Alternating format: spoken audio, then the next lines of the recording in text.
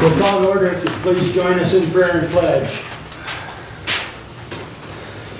Heavenly Father, thank you for the day we have. Thank you for what appears to be an early spring. And help us to make wise decisions and good choices going forward today. Amen. Pledge Allegiance to the flag of the United States of America and to the republic for which it stands, one nation, under God, indivisible, with liberty and justice for all. Okay, public comment. First call out to the public. There will be a second one later. Good morning. Good morning, Bob. Yeah, this isn't mine here. First off, I'd like to address Carolyn here. A lot of good comments about you doing what you do, and my doubts. But I really got. So I'm going to call you Commissioner Carolyn now. For now, recognize that. The other was I got a good surprise by WCSR to my not knowing that they want, if you want to oppose, this millage like I wanted to. WCSR said that it was not in their best interest to have someone sign and pay for their own ad to oppose this millage.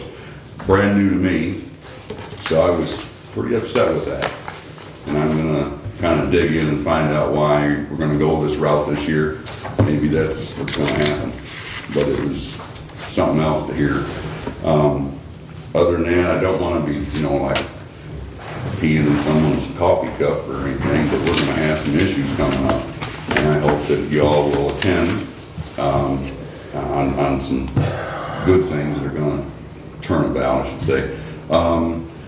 We did get the sanctuary thing from the fairgrounds. I would like to ask any of you folks that would like to attend to that. That's the 17th and 18th of July. And I talked to Chief Hefner, been pretty much around the area looking for, other ones that would, want to get involved with it. Richard's down there and reading the campers and just different things, bringing it all in. So I hope we'll get your blessing on, getting that done. So thank you. Thank you. Anyone else wish to address the board at this time? Like I said, we will have another public comment at the end of the meeting. Entertain a motion to approve the consent agenda. Yes, Ruth. I want to pull 20025 and put it under Julie's report, please. Okay.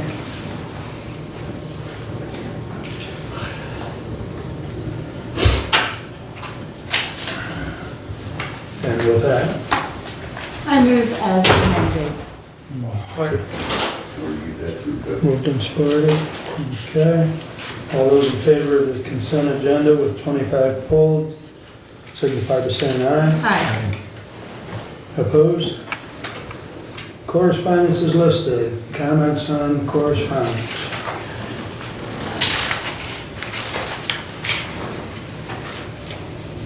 I would like you to note the information that I had Marnie put in on the coronavirus. Some of it's from MDHS and the other is from the health department.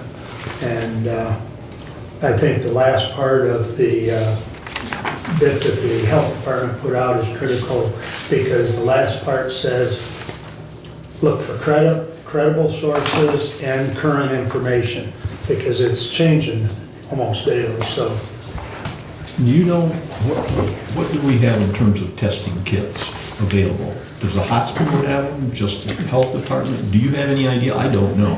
I do not know what the availability is in that would probably be a good question for Rebecca.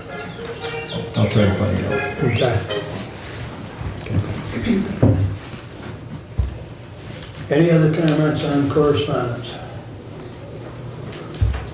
Hearing none, I'd entertain a motion to approve the regular agenda.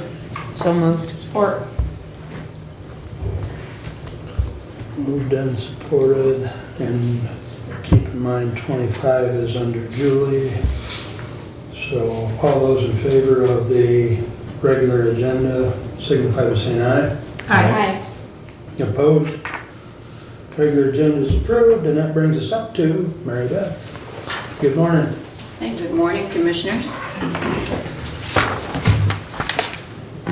So it's that time of year where I want to be able to give an update. This is an annual evaluation, so every quarter I do present to the County Commissioners to the use of the mental health millage. And right now, this is an end-of-the-year evaluation. One thing to note when I go through the presentation relative to the utilization of services and costs is that there still is a 90-day window, and so not all claims are yet finished, but this does give us a pretty good idea about where we ended up for fiscal year 19. Just a reminder, when we pursued the millage last year and brought the proposal to the county commissioners, one of the things that we talked about, we had a very short window for identifying how we were going to use those dollars last year. So this is what we had planned relative to 2019.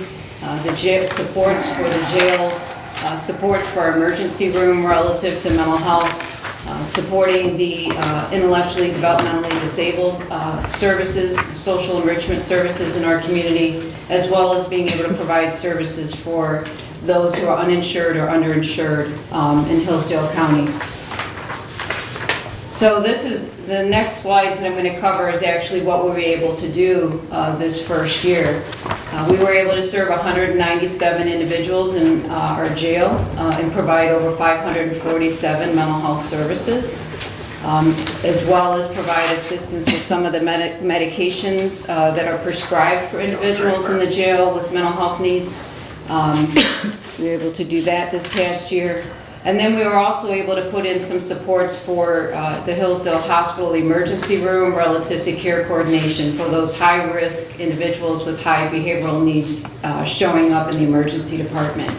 Now what you'll see here, this was a service that didn't get started right away. There is a challenge.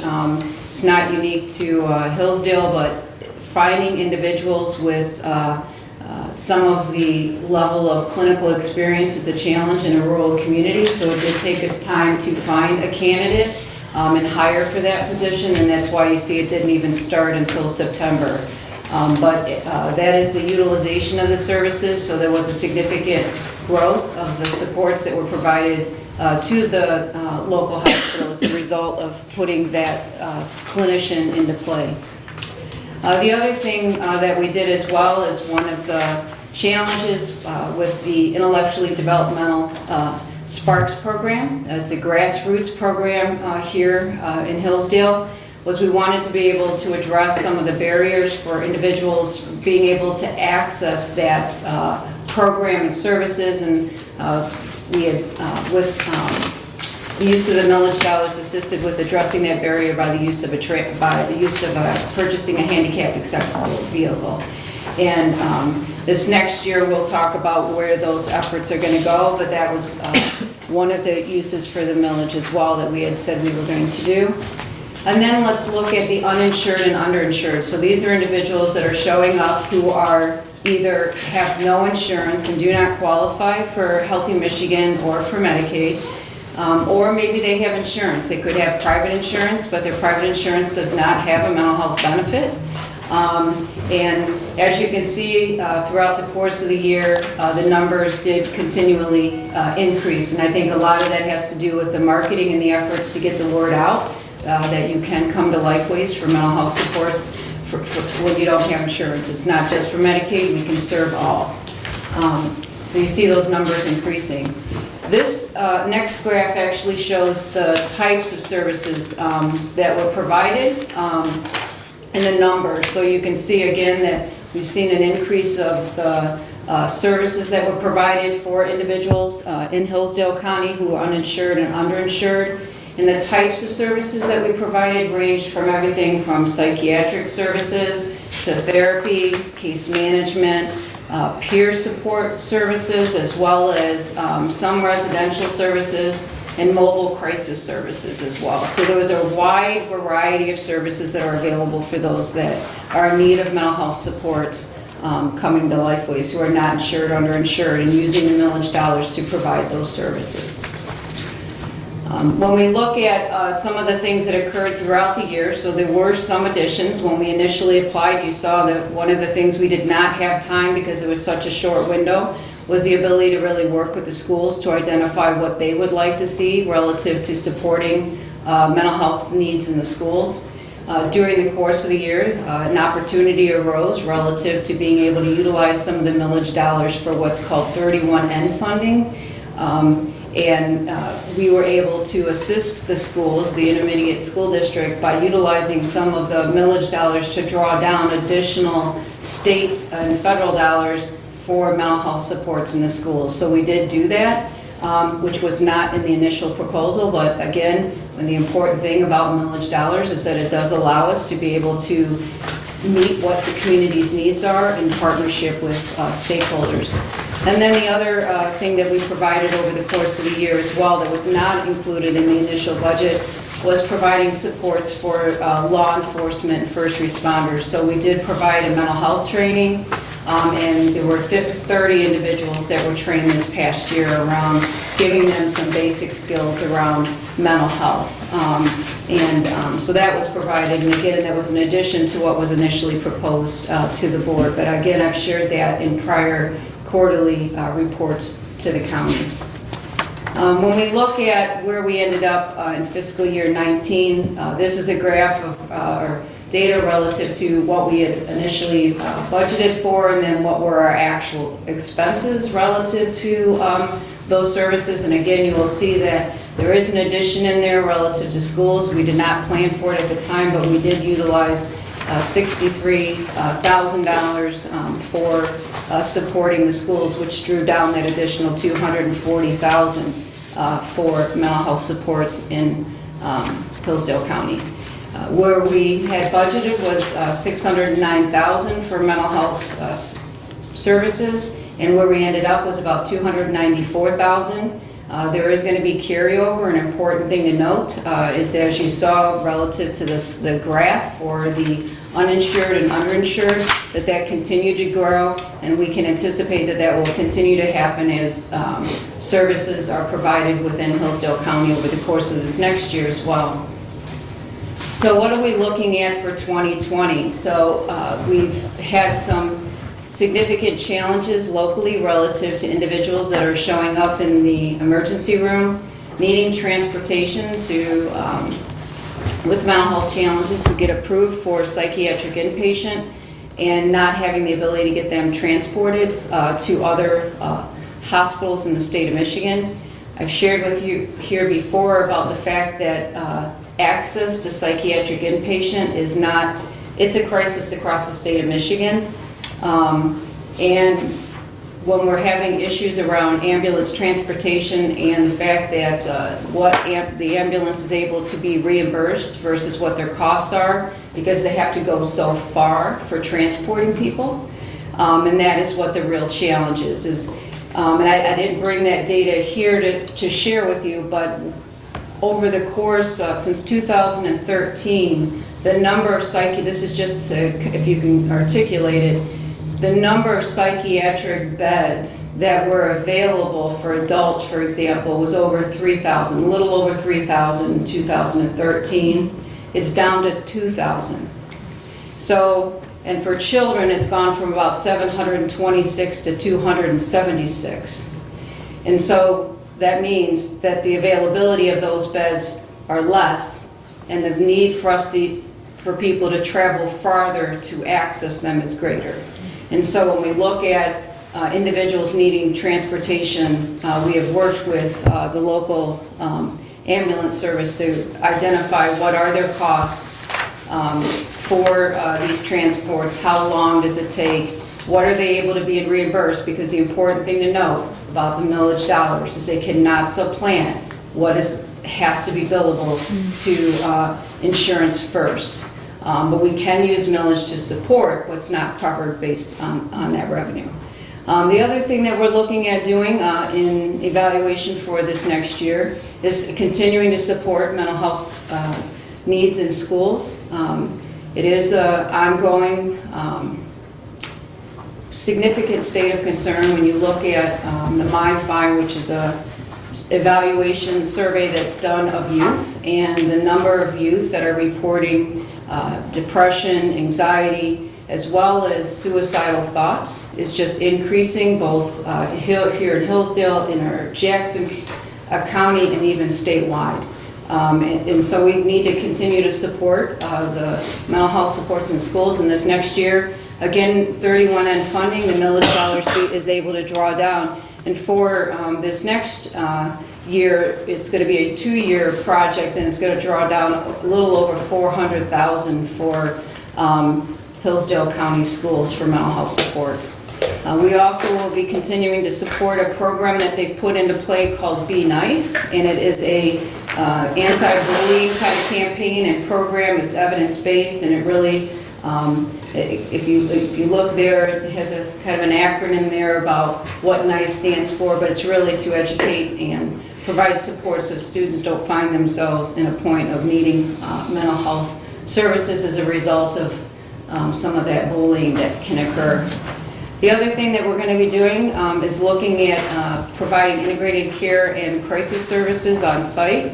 Now, some people have seen the communication that's been out about Jackson, because we are a 2-county community mental health. And what I just want to be sure people understand is that there won't be on site here in Hillsdale a crisis center 24/7. It's not financially feasible to do that based on the number of individuals. It would cost more than the benefit of doing that. But what we will be doing is 2 things. We will be providing a crisis service during the day that individuals can come in and receive peer supports and de-escalation supports for those that are in crisis, as well as the ability to utilize our mobile team. We have a mobile crisis team who can come to Hillsdale and pick individuals up if they show up in the emergency department, or even if they call, we can pick them up and bring them to the 24/7 crisis center that is being built in Jackson. So do know that that is, I just wanted to be sure. I think there was some confusion. There's been some talk about there's going to be a 24/7, it's not here in Hillsdale, it's in Jackson, but we're going to be using that mobile team to assist people and get them to that. That's even when you talk about some of the issues of taking people 6 hours away to a hospital, going only half an hour away is a much better access to mental health supports for those in crisis. So when we look at planning for 2020, we're going to continue the mental health supports for those who are underinsured or underinsured. We'll continue to support the mental health needs of our schools, as well as supporting our local jail around mental health supports and law enforcement for training. We also will be looking at continuing to support the intellectually developmentally disabled in our community through the social enrichment types of supports and services, as well as the hospital emergency room supports and services. Now, one of the things that we've also added on here is that's a continuation. So those are looking at specifically those things we said we did last year. We're going to continue those. Those are things that we're seeing a benefit from. You can see the utilization of those services in the prior slides. But this is looking at this next year. So this next year, some of the things that we're going to be doing we're going to be adding is relative to the integrated health and crisis services on site, as well as the ambulance, the emergency behavioral health transport. So you see that we have dollars earmarked to assist with that. We also are looking at putting into play a crisis intervention training for law enforcement this next year, and then supporting the Hillsdale Suicide Coalition this next year. So we did earmark some additional dollars for some supports that we did not have last year.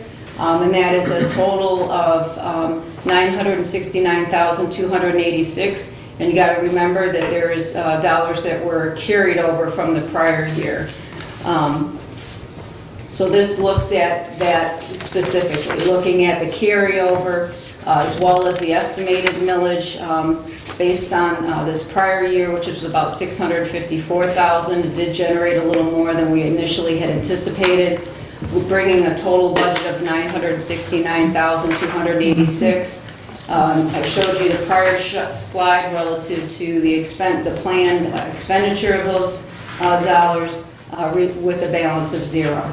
Now, important to note, as I have done in the past, is I will, every quarter, I come to the county commission. It does give you an update about where we are relative to the use of those dollars. And it does allow us to, on a quarterly basis, and any time that somebody has identified something in the community, for us to come together and talk about that if there is a change that needs to occur. But this is what we're looking at doing for this next year. I think one of the most important things to note is that we provided over 1,100 services when you look at all of the things that we've done this past year around mental health and for Hillsdale, for our community. So I think that's exciting for our community. It's much needed. And now I guess I'll leave it open to questions of the county commissioners. Questions? You do anything with Judge Bianchi? I know you've had conversations, or Shannon has, with her. Is there anything that they need? There's something, actually, we just met with her last week, and one of the things that we're wanting to look at and consider pursuing, but there's actual funding for, is looking at a youth mental health court and supporting them on that effort for our community. So there's planning meetings that are just starting now as a result of that. Go ahead, Rick. I think that you do a great job with this. I'm very, very impressed with this. Thank you for putting money in for Hillsdale Suicide Coalition. I do have a question about the homelessness population in Hillsdale, because that is a Hillsdale City Council, it's one of their goals this year, and it's something that's very prominent in Hillsdale right now. I see that Penny Myers is here, and she's from Share the Warmth, and that's our homelessness that we're doing in Hillsdale right now. Penny has done a great job. Nothing was really being done before until Penny came along, so thank you for that. But questions come up about this. I would like you to address this, please. Questions come up about the mental health millage dollars, and can they be used for homelessness? I think it's one of those things that what we need to do is come together as a community and talk about. And actually, Bruce brought this to my attention last week, and I intended on reaching out to Penny to kind of talk about what we might be able to do as a community. But I think it's a community effort. It involves broader stakeholders than just the mental health agency to really say what can we do as a community. I think one of the things we need to keep in mind around the millage is it cannot be utilized to like build a building, or I mean that you can't use dollars for that, or but other than that, I think that there is an opportunity for us to just talk about it, to say what does it look like, what's the prevalence, what are the needs, and so I intend on doing that. I intend on scheduling a meeting with her and whoever else needs to be a part of that besides the community mental health. Okay, But and then you'll... that's a community effort, and Right, I'd be right. happy to be a part of that. Okay, and then you'll report back and let us know how Yeah, you're doing on absolutely. that. All right, Yeah. thank you. Very good, Mary Beth, thank Yeah. you. And I have a question. I actually have a couple questions and a comment, and I just want to commend you for coming and laying out this breakdown. It's really important for us all, especially for our public here, to get an understanding and a feed as to what we're doing and the breakdown. So first off, I want to commend you on the fact and comment on this is the uninsured and the underinsured provisions. In my opinion, is phenomenal. That's being provided, so that really does help. As it relates with that, a question. So people who already have insurance and whatever is not covered, utilizing the services as a treatment, and they get a bill for the stuff that's not being covered by their insurance. So will that be covered by the millage? about the mental health program? If they come to Lifeways and they have private insurance and their private insurance doesn't cover the benefit, we would just be covering it on, there wouldn't be a bill. So We'd it's just safe to be- say no bill, right? There's no Okay, bill, okay. we just provide the service. Okay, great. And then I am in appreciation of the mobile crisis services, the 24/7. I'm in appreciation of that. My only thing that I heard you saying is right now available in Jackson County, not yet available in Hillsdale No, County. mobile is. Okay, mobile is? Mobile that is, correct? and there's Okay. actually 2 mobile teams. So Okay. there's a mobile team, and don't ask me why they gave them different names, because this is a state, Right. okay? So there's a intensive crisis stabilization service, and that's for children, Okay, okay? And they can be dispatched while they're located in Jackson. They're dispatched, so we've dispatched them to Hillsdale before. They can be dispatched to the schools if the schools have a student that is in a mental health crisis. Right. If somebody's at home and they have a student, a child in a mental health crisis, Sure. they can be dispatched. There's the mobile team is for the adults as well, and so there's 2 different, they're called 2 different things, but they're really the same thing. Right. One's focused on adults. just different names. Yeah, and they Perfect. can be dispatched right now from Right. Jackson. You just Absolutely. call our number, call here, and they'll call up there and dispatch them. Right, and I think it's such a great benefit and it's a blessing. Mm-hmm. And so the last one I just want to ask you is the telepsychiatry within the jail. Mm-hmm. How does that work? And it says telepsychiatry, so I'm wondering how is it? Yeah, so telepsychiatry, it's a prominent service right now that's being offered in a variety of places across Michigan, nationally, because psychiatry, access to psychiatry is a challenge. Sure, absolutely. And right now, right within the jail, they've already tested their equipment and know that they have the ability to access psychiatry through telepsychiatry. And it's a contract that we hold with the telepsychiatry company. Okay, that's great. Thank you so much. Video? It's video, it's no, it's an actual TV. So You can the see the person can psychiatrist, interact yeah, with and the the person. psychiatrist can see the patient. Okay. Mhm. And Got then, do you actually have the number for the 24/7 mobile crisis line that people would call? It's our main number. I don't have, it's our main number that you would Okay. call. I'm sorry. Okay. But you could call the Hillsdale main number. You don't have to call Jackson to access that. I just wanted to make sure. Yeah, you just call local. Okay. Thank you. Yeah. Any other questions? Anything that's been brought to your attention that we don't have the money to fund, problems or that we could use the mental health money for, but we don't have enough money? Is there anything like that that's?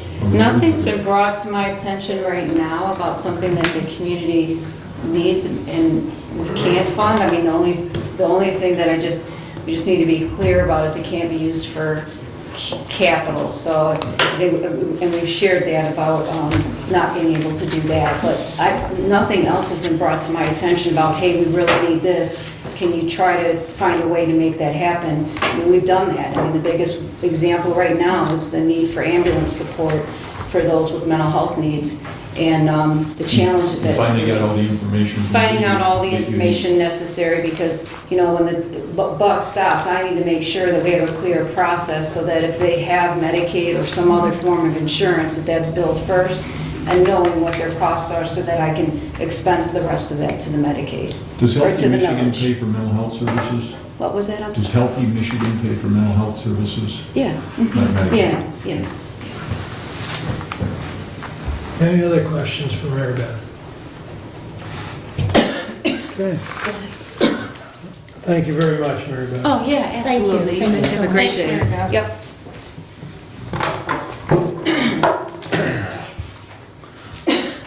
Next up, folks from Soil Conservation.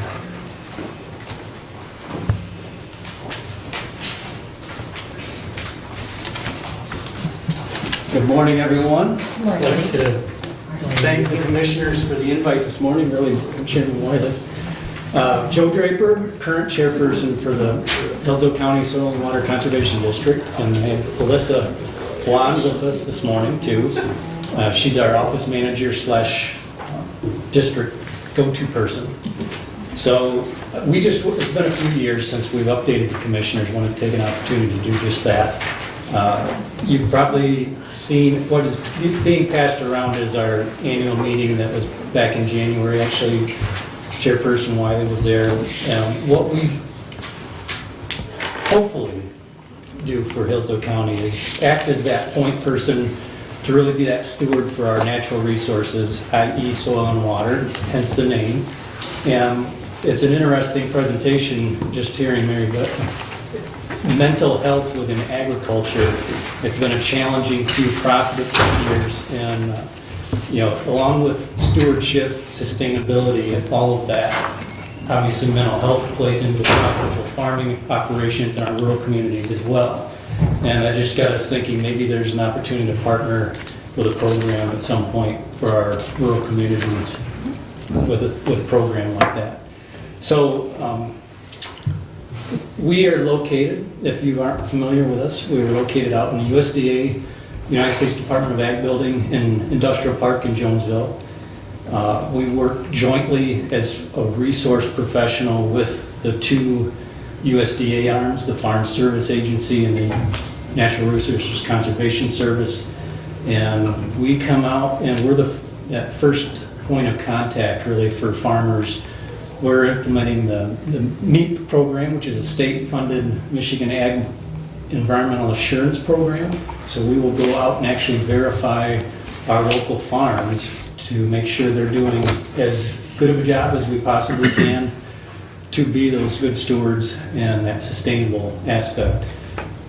Just to highlight our January annual meeting, we try to bring timely topics to the community, and obviously water is a big topic right now for us in the county and the Maumee watershed.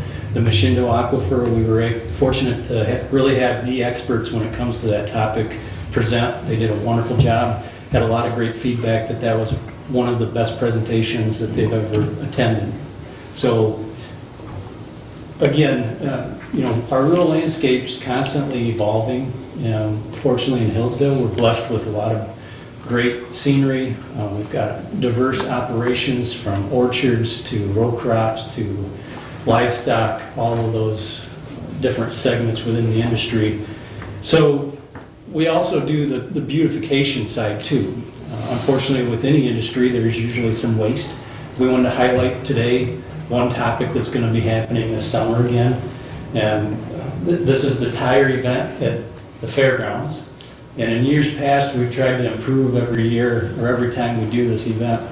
Rather than having a mountain of tires that everyone sees driving by for about a week, we've fortunately identified a vendor that can just bring down enough semi-trailers that we don't have the eyesore mountain of tires anymore.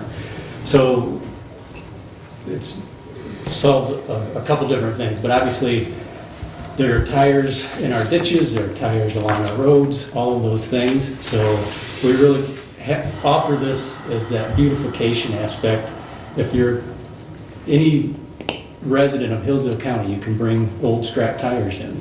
And we also do an annual tree sale, which is highlighted in the flyer. So that's coming up. And then also with that, we are having an electronics recycling program. And we've just started that the last few years. So specifically today, typically we are not a line item in the commissioner's budget. We pride ourselves on being self-sufficient. You can see our current budget's around $400,000, and we're leveraging millions of dollars on the United States Department of Ag side as well. So this year though, and again, I think it's a reflection of maybe the state of agriculture in general on the profitability side. We would like to come to the commissioners for a specific request to help out with the tire project, but also the electronics possibly. And it's fairly minimal, a couple $1,000s hopefully if you can find some extra resources. But with that, we have reached out to the road commission and they're willing to bring down some equipment and possibly some staff. So again, thank you to Mark on that one. We try to be respectful of the fairgrounds, and we've learned that certain types of equipment really, it's a maintenance issue for the fairgrounds. It doesn't leave the infield in a very good state, and then we have to do some behind-the-scenes cleanup work. So I'm gonna let Alyssa tackle the specifics, but if you ever have any questions, our office number is basically the USDA number 849-9890. And again, we would like to be thought of for the commissioners if you're having a struggle with any resource issue when it comes to soil, water, or just natural resources within the county, please call. So the district applies for a grant through EAGLE, or what's also known as DEQ. We were fortunate enough 2 years ago to receive that grant, and we try to do the tire collection on a semi-annual basis. Annually, if you've ever seen it, is a lot of undertaking. So we've tried to do that. 2 years ago, we were awarded $40,000, and we used the entire $40,000, which is equivalent to 20,000 tires in Hillsdale County. This year, I requested $50,000, and we were awarded that. The limit is usually much less. They have seen the resource concern in Hillsdale County. We've shown them year after year how many tires are out there and how many we can receive. So we were awarded $50,000, which is equivalent to 25,000 tires. We will work with a company called Cobalt. They're out of, they have a location in Sturgis as well as Battle Creek. They will bring in 20 to 25 semi-trailers, and we will load those directly from the Hillsdale County residents into the trailers. So that's a manpower. There are 4 of us in our office now. We were a 5-person staff. We've become a 4-person staff this past week.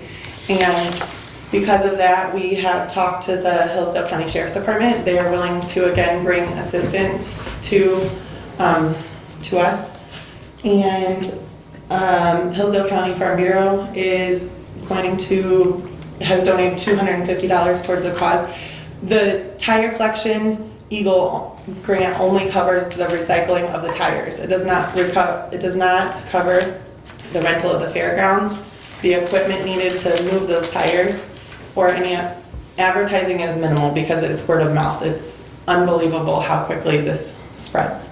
So really, the things that we need help with this year that are not in our budget are the fairgrounds rental, and the county commission or the road commission has vowed to give us 1 day of equipment.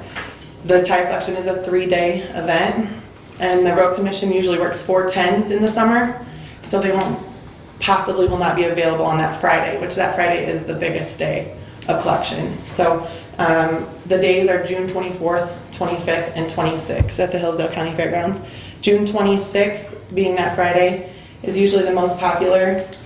In the past, the Hillsdale Community Foundation 2 years ago gave us awarded us a grant to pay for the payloader equipment and the fairgrounds rental. The fairgrounds charges us $500 for the rental of the infield for the entire week. Well, even longer. They start bringing in their trailers 7 to 10 days prior to. So they only charge us $500 for that entire time period.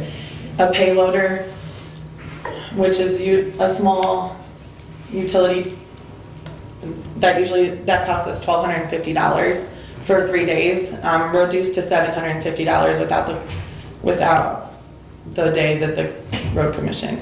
So those are just a few of it'll take our district staff, we'll put in 60 hours, approximately 60 hours. That's a total of $6,006 that will match towards this project. I think that's just a rundown of. Yeah, to give you a perspective, the unique aspect about our tire collection is we will take agricultural tires, tires the size of this table. So for humans, it's just physically unable to really get them up into the trailers to then haul out to the recyclers. So that's why we need the equipment, and it does make life a ton easier. We do have, as Alyssa mentioned, thanks to the Sheriff's Department too, so we will have the inmates out there, and that's been a huge help in the last few years. We could not do that. We couldn't do it without them. All we have to do is provide some pizza, and everyone's happy. It's been a great partnership. And With the equipment though, usually we try to leverage some sponsorships and really bring the community aspect in on it. So this year, unfortunately though, the equipment we found is kind of that limiting factor, and only certain types of equipment is really what the fairgrounds would prefer. So, some of our vendors, for instance, Wells Equipment in Jonesville and the Jonesville old Godfrey Brothers, they're unable to facilitate that. So we don't need a yes or no today. We just wanted to take the opportunity, give an update, but also, come with that request. So appreciate the time, and we'll keep the agenda moving. Any questions? Questions? Just a quick one. So this event is a 3-day event, the 24th, Yeah. 25th, and 26th. And so all 3 days you'll be accepting tires of, for example, size of the table and Yes. so on. So the equipment that you were talking about that would help you lift up these big equipment, big tires, what's the cost of that equipment? Or do you already have it, or you're about to purchase We don't have it, and we just will rent it. Okay. The purchase, we aren't able to purchase. The rental for 3 days is $1,250. The reduced rate, because the road commission can offer 1 day, would be $750.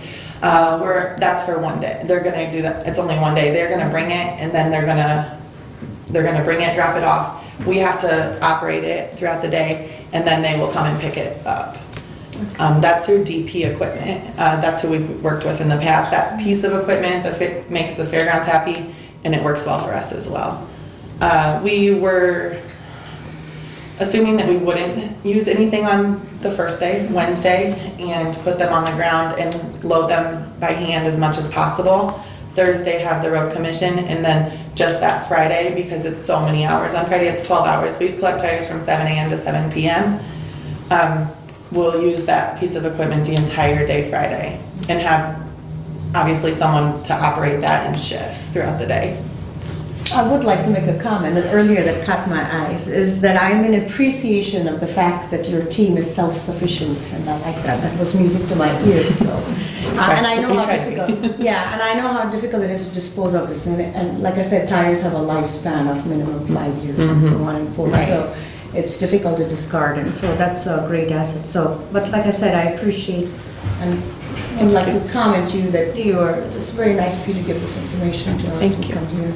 The electronics collection is also all 3 days? It is not. Electronics collection will take place during the tree sale this year. That's April 24th, 25th, and 24th. It's the same weekend, the same days, but yes, at the fairgrounds. The electronics collection is also funded partially by Eagle. We received a grant last year, for up to $3,500 a year to collect our electronics. Last year, it is near impossible to gauge how many electronics you're bringing in. You're just loading them. So last year we brought in it cost us $6,060 for electronics. Our grant was only for $3,500. The Community Foundation was nice enough to donate us $1,400 towards that, and then the district had to take the rest of that, which some years is possible. Our biggest event or fundraising event is our tree sale. So depending on how our tree sale goes, depends on if we have a few extra $1,000 left in the year. So the tree sale is a huge event in our community too. We last year sold 30,000 trees, if you can put that. So Go ahead. is on the 24th, April 24th, when you do the electronics collection and the tree sale, what are the hours? The electronics collection is from 8 to 4 on Wednesday and Thursday. Thursday and Friday. And Saturday it's from 8 to noon. Now, the trees need to be pre-ordered. The trees are pre-ordered, yes, Yeah. within reason. We always have extras, so we do sell approximately 5,000 trees that weekend. Okay. Yep. The full brochure is available out to the Yeah. office. Okay. Yep, we have lots. It's several pages. Yeah, it's a big book. I mean, there's a lot of options, and we help put in, windbreaks and for CRP plantings or tree plantings through the USDA. We're that partnership. They send we're the first boots on the ground people. So we go out and help do those different things, the tree plantings, the technician. Wasn't there even some raspberries and grapes and Yeah, stuff? there's in- raspberry. okay, I mean, that's we what- have all kind, there's other things like raspberries, blueberries, strawberries, daylilies, all those different things. Could you email that flyer to, I don't know, to Jody so she can distribute it to us? Yes. It might be possible just to link it on the commissioner's website too. Could be So open to that. yeah, the county one. Thank you. Yeah, on the electronics collection, we partner with Jefferson Transfer Station, and then we try to combine that into we'll have a cookout on Saturday, and then we'll have the DNR biologist is going to come and do a program specifically on some topic this year. But Usually around trees and habitat, things of that nature. Go ahead. I want to thank you guys for what you're doing for the community. It's very good, and I think it's awesome that you're getting these grants. So basically, if I understand you correctly, what you're asking for is $500 for the fairgrounds rental. That's not covered in your grant. It is not, Okay. no. Okay. Well, I think you guys are doing a great job in Thank the you. community. Thank you. Thank you. just to add too, one of those grants is the water quality sampling that we're doing in the county right now. So hopefully, we're getting the information that then the legislature and the policymakers will need to really craft some, hopefully, well thought through policy moving forward. Well, thank you. Okay, Thanks. any other questions? Okay. Thank you. Thanks, Joe, Liz. Okay. Brings us up to committee reports, and Ruth, you looks like you're first today. Okay. Could I ask the privilege to move just my farmer's market? Sure, absolutely. Up, just that Absolutely. section That's fine. of mine? Yep, no Yeah. problem. So that we can have our guests? Yes. Okay, thank you. That's I fine. appreciate it. No Yeah. problem.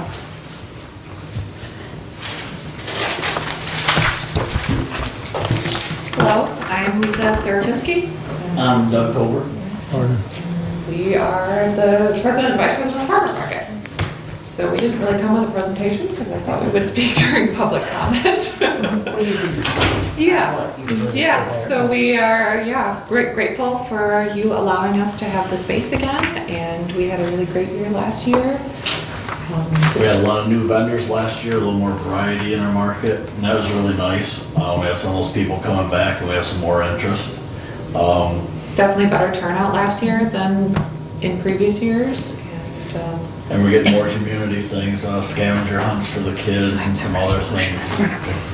Trying to make it more of an event, more of a family activity. And having community sponsors for the scavenger hunts Yep. too, so I feel like we're really working more with local businesses and trying to be more inclusive. Yep. And everyone really appreciates you letting us Use have the this. market there, and seem to have a really good active group and a lot of volunteers stepping forward and helping us.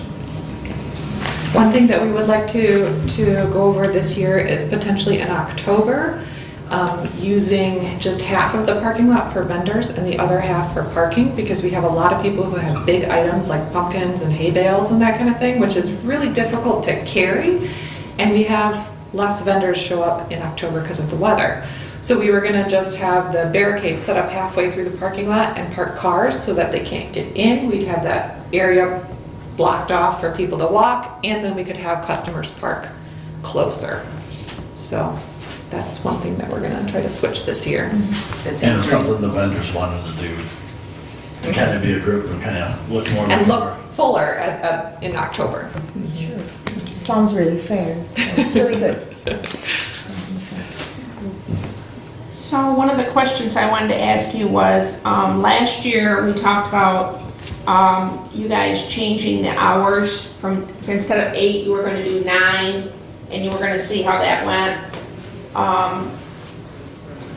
So what hours are you got? How's that working out? Yep, it's staying exactly the same, 9 till 1.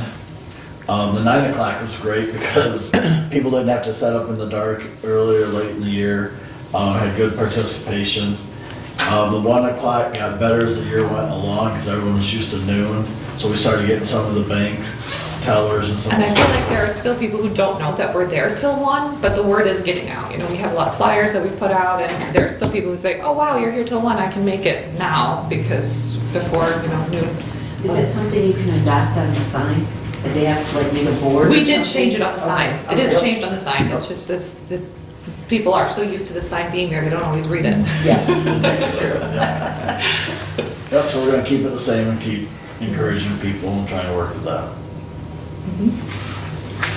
Any other questions? Do you have any challenges at all? It sounds like things are going up, We getting better. thought it was really positive, a lot of good input, and a lot of encouraging, lots of ideas. We can't do them all, but a lot of, And I feel like we have a lot more involvement from our vendors and the community, like there are a lot more people getting involved and realizing that they can be helpful and wanting to do that, so I think it has been good. Last year you said that the open air market had been invited back. What's the status of that? they're more than welcome. We told them, here are our rules, here's how you get in. We encourage you, we'd love to have you be part of ours. And they were very clear in saying they didn't like our rules and didn't want to be a part of it. But they are welcome. We have welcomed them, told them many times. And we have had a couple people apply for both markets, and yeah, so we're trying to keep the dialogue open, but they're not ready to not have that market anymore. Okay. Well, I think you're doing a great job. I go to the farmer's market, I know all of us do, and most constituents in Hillsdale go there, and I think it's a great thing for the community, and I think the changes that you've tried to implement have been positive. So thanks for what you're doing. You're welcome. Thank you. Any other questions? Can I read them? Julian? I'll go ahead and read the resolution then. Yeah. Alrighty. To the Honorable Board of Commissioners, we recommend that the farmers market exclusively be allowed to operate in the courthouse parking lot on Saturday mornings beginning May 9th, 2020 through October 31st, 2020 between the hours of 6 a.m. and 2 p.m., providing that approval has been given by the facilities director and that all required documents have been properly submitted. Respectfully submitted, Julie Gaines, Chair. I second that. Moved and started. It's, for all intents and purposes, it's the same Exact as same. last year. As last year. And just for clarity, that Ruth mentioned the time, basically 9 to 1. The time is different in the resolution, so that allows you time for setup and breakdown. Exactly. Yep. So just for clarity. But any other comments? If someone's hurt in there, who's liable? We have waivers that all of our vendors sign. I'm sorry? We have waivers that we turn in to Randy Finley that all of our vendors sign so that you're not liable.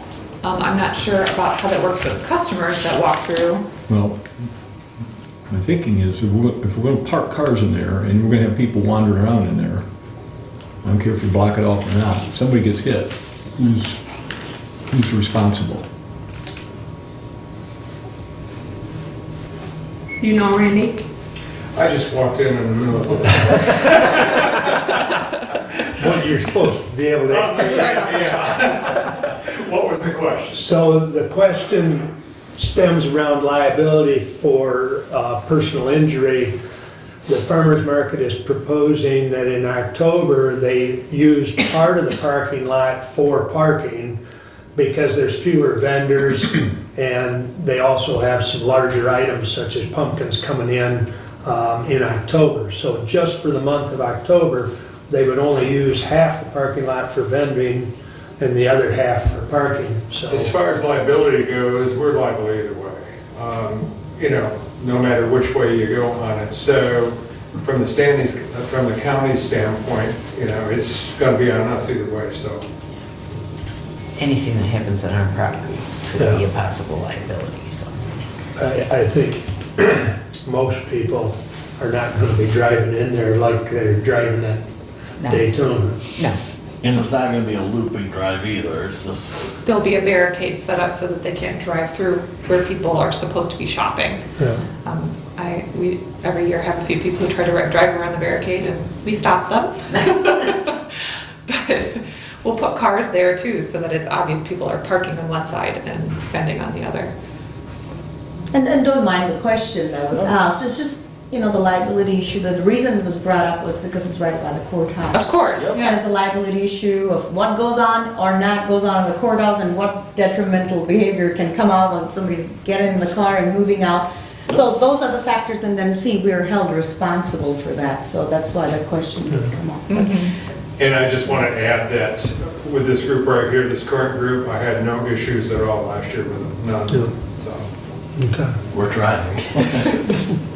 Thank you. And he's been helpful and answered any questions we've had too. It's been a very good relationship. Good. You're the same officers, the new team, it's the same? And it kept us again. For better or worse, we're back in again. Okay, We do have a new secretary, Pam Heckel. okay. She was interested, and so she's it. Okay. Any other comments? Hearing none, all those in favor of the resolution signify by saying aye. Aye. Opposed? Aye. Passes 4-1. Thank you. Thank you. We really appreciate it. Yep. All right, now we'll hop back to Ruth. You may Okay. give us your report, please. I sent you a link to register for MSU Extension is having the value of tourism in your region. Now, this is, anybody can go to this. This is not just for commissioners. So, but I sent the link to the commissioners to sign up for this. This is March 24th from 6 to 8 in Tecumseh. It's free. It's going to be talking about tourism opportunities in our area, and it's being put on by Andy Northrup, who is the Michigan State Extension Tourism Director. So I encourage people to go to that in 2 weeks. Tomorrow, Commissioner Games and I are going to the Michigan Works Southeast Consortium joint meeting with the Workforce Development Board in Chelsea. I have been working diligently on suicide prevention efforts, and I'm so pleased to see that, that Mary Beth put $15,000 in there for Hillsdale. I'm really happy. I don't think that I'm sure that that's never happened before, and I'm really, really glad to see that it's needed here. Been working on Lifeways. They just gave us our committee assignments for this next year, and all of us are on 3 or 4 different committees at Lifeways. Those are the things I've been working on. If there's, unless there's any questions, that's my report. Any questions for Ruth? Hearing none. That brings us up to Namrata. Okay, thank you, Mr. Chairman. So, like I always like to begin with, the committees have been very busy, and so have the District 5 townships as well. And but the very first committee that's already on my line item today is a medical examiner. So I'd like to just give you a little bit of insight as to what's going on. And as you all know, we're in the process of transitioning with our morgue. And the update so far is that the morgue transition meeting that happened, and they are going to have a successful transition. ProMedica has informed us that they plan to close the morgue, which is held in Adrian at the moment, and we've been with them for years. That morgue will be transitioned August 1st, 2020, and the goal is to kind of have their plan a little bit more active before that. So June is apparently their target date to move as smoothly as possible. Dr. Bader Casson, who is the chief medical operator of this MEI, he has given a little bit of an insight about the coronavirus, and really quick update that coronavirus is, he has no statistics of how long the virus can live in a dead body. But since we're dealing with autopsy, so that was a concern. So that was the statistics spell out that the coronavirus is not as transmissible as HIV, and which can live about 15 hours in a dead body. So the coronavirus is very susceptible to environmental deterrents. So that was a little bit update from as it stands with the coronavirus. A couple of other things that I thought of updating you was the autopsies, since they're going to be done in Jackson County. Dr. Casson, who is the chief MEI, he feels that we should have some kind of a transition with having a pathology assistant right there who would be taking care of that. And so they will be taking care of all of that, so I don't believe it's any detrimental to come and have a meeting in regards with Hillsdale County as to how they're going to proceed with that. That is totally their department who's going to handle that. And the last time I was here, I talked a little bit about the decomp cases, and as a little bit aware that you all are aware about the decomposed cases were not fairly acceptable at the Jackson County because of the office structure, and Jill Blair, who's the head of the department, she had made a statement that she will not accept decomposed bodies, but rather have those bodies moved to Oakland County. And so that talk is still been happening, and we still need to pursue conversation with Marty Marshall as it relates to this discussion, to how they're going to proceed further, if it's going to be the county is not going to accept the decomposed bodies, are we going to transfer the bodies to Oakland County as it relates with that. How much will that cost? Well, the Jackson County, they send their decomposed bodies to Oakland County, and approximately they charge $2,500 per case. That's the figure they've given here. But Dr. Casson, he believes and he feels that it's unnecessary expense because Jackson has a fairly new facility. And so the questions that were asked to that department was how we would know what state of decomposed body is acceptable and not. It's a very difficult question to answer, but as you may know, that we've had fairly couple of good amount of autopsies that have gone from Hillsdale County that have been decomposed, if I may. So how much does it cost if we send them to Oakland? If Jackson won't take them? 25. Do we know? The amount was $2,500. $2,500. $2,500, that's right. But he's debating on the fact that he, still feels that Jackson is a fairly new facility, and it shouldn't be an issue at all. It's a very new facility. It's actually only 8 months old facility, the Jackson County. We still want to be able to work with this department, with Jill, as it relates with this, because I certainly don't want, because for us, as I'm looking at, we have our, when we transition bodies, we are in regards with the MOMs that I talked to you about last month, just called the Mark of the Month. We have funeral homes taking the bodies to Jackson, to ProMedica, which is in Adrian. So for us, going from here to Adrian is the same distance as going from here to Jackson. But going farther than that, we'll have to sit and talk to the funeral homes as to how that's going to go. But we're still going to have some more information from Dr. Casson as to how we're going to go about with the decomposed bodies. It's become a little bit of an issue for Jackson County. So how many decomposed bodies do we have a year that, on average? Roughly barely a couple, not even so many, but we do have, and I wouldn't like to say that we don't have any decomposed 2 or bodies. 3? 2 to 3 at the most, roughly. So another 5,000, 7,500. Yeah, and I don't know that we've even averaged that, because some years we don't have any, since we've started this, I think we've only had a couple total. Just a couple, that's right. Our number has been really small. But if we get stuck with this because Right. Jackson won't do their job, Right. then we need to reflect that in the budget next year. If we Correct. throw together Correct. for an average number. Some years yes, some years no, but Yeah, I at least think we need to have something in there. if we figured for 2, we'd probably be safe.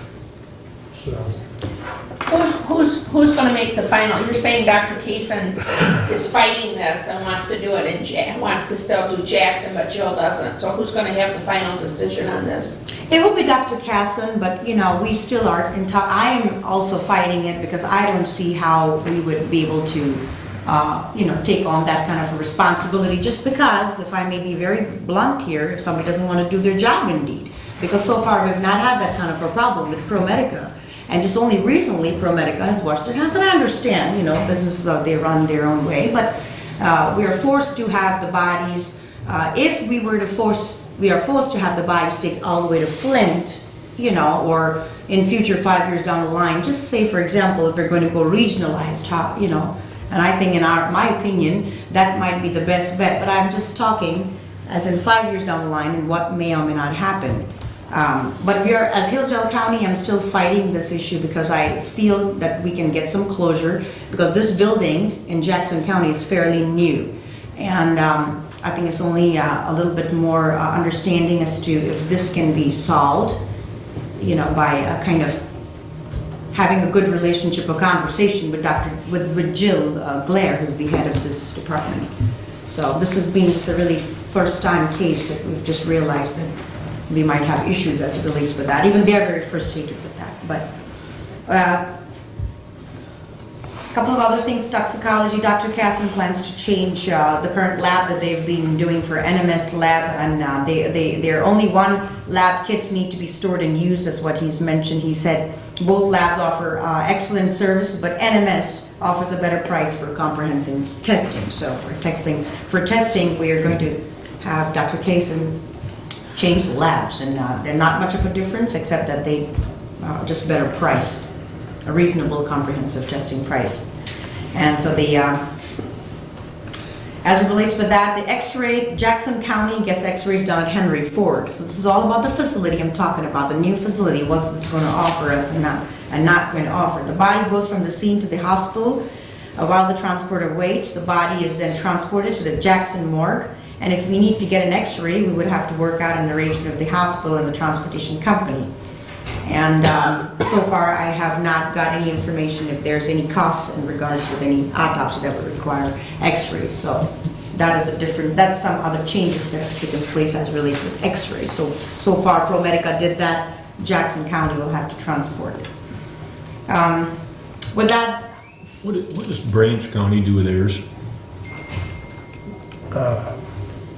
they don't have this. With their bodies? Oh, their bodies.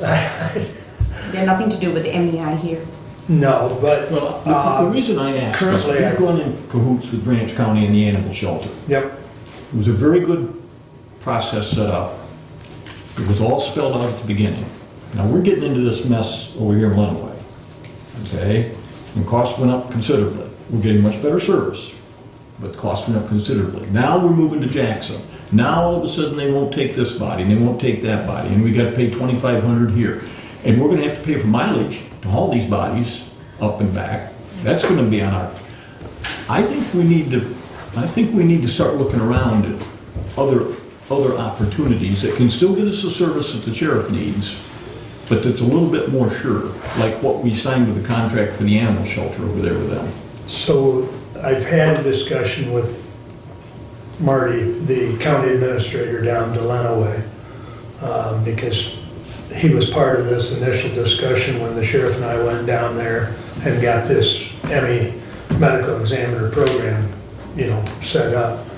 And this discussion's far from over, because they are looking, he has actually talked to Bud Norman, and he's talking to the county administrator in Jackson, and it could quite possibly end up being a 4-county deal, possibly. Regional. Yeah, more of a regional type thing.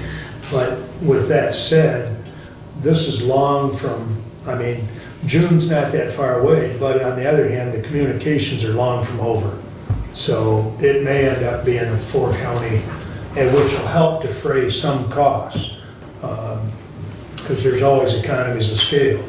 But I understand what you're saying. My concern, quite frankly, is with Jackson County. Yep. They have no more idea how to squeeze a buck than the man on the moon up there. I've seen what their commission's done repeatedly with millages.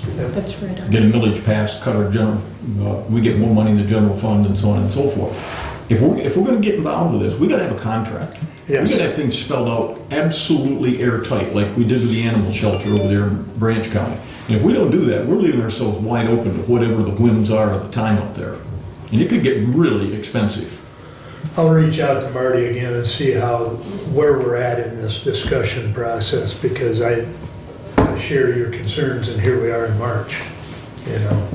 And I'd like to, just say something, is that I have talked about this with Dr. Casson, and he is more than welcome to come and talk a little bit about, and in extent with us, because the transition isn't happening until August. And we're getting all our ducks in a row by June.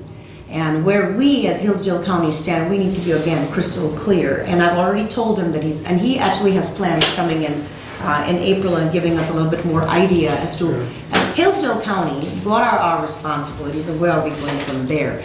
These are just talks that they will accept or will not accept. And again, the main face front person to talk and deal with all of this issue, because Dr. Bader so far, Dr. Casson, has been doing a phenomenal job of doing it through ProMedica. Whatever went wrong, they didn't want to pursue this business with us, with the MORC.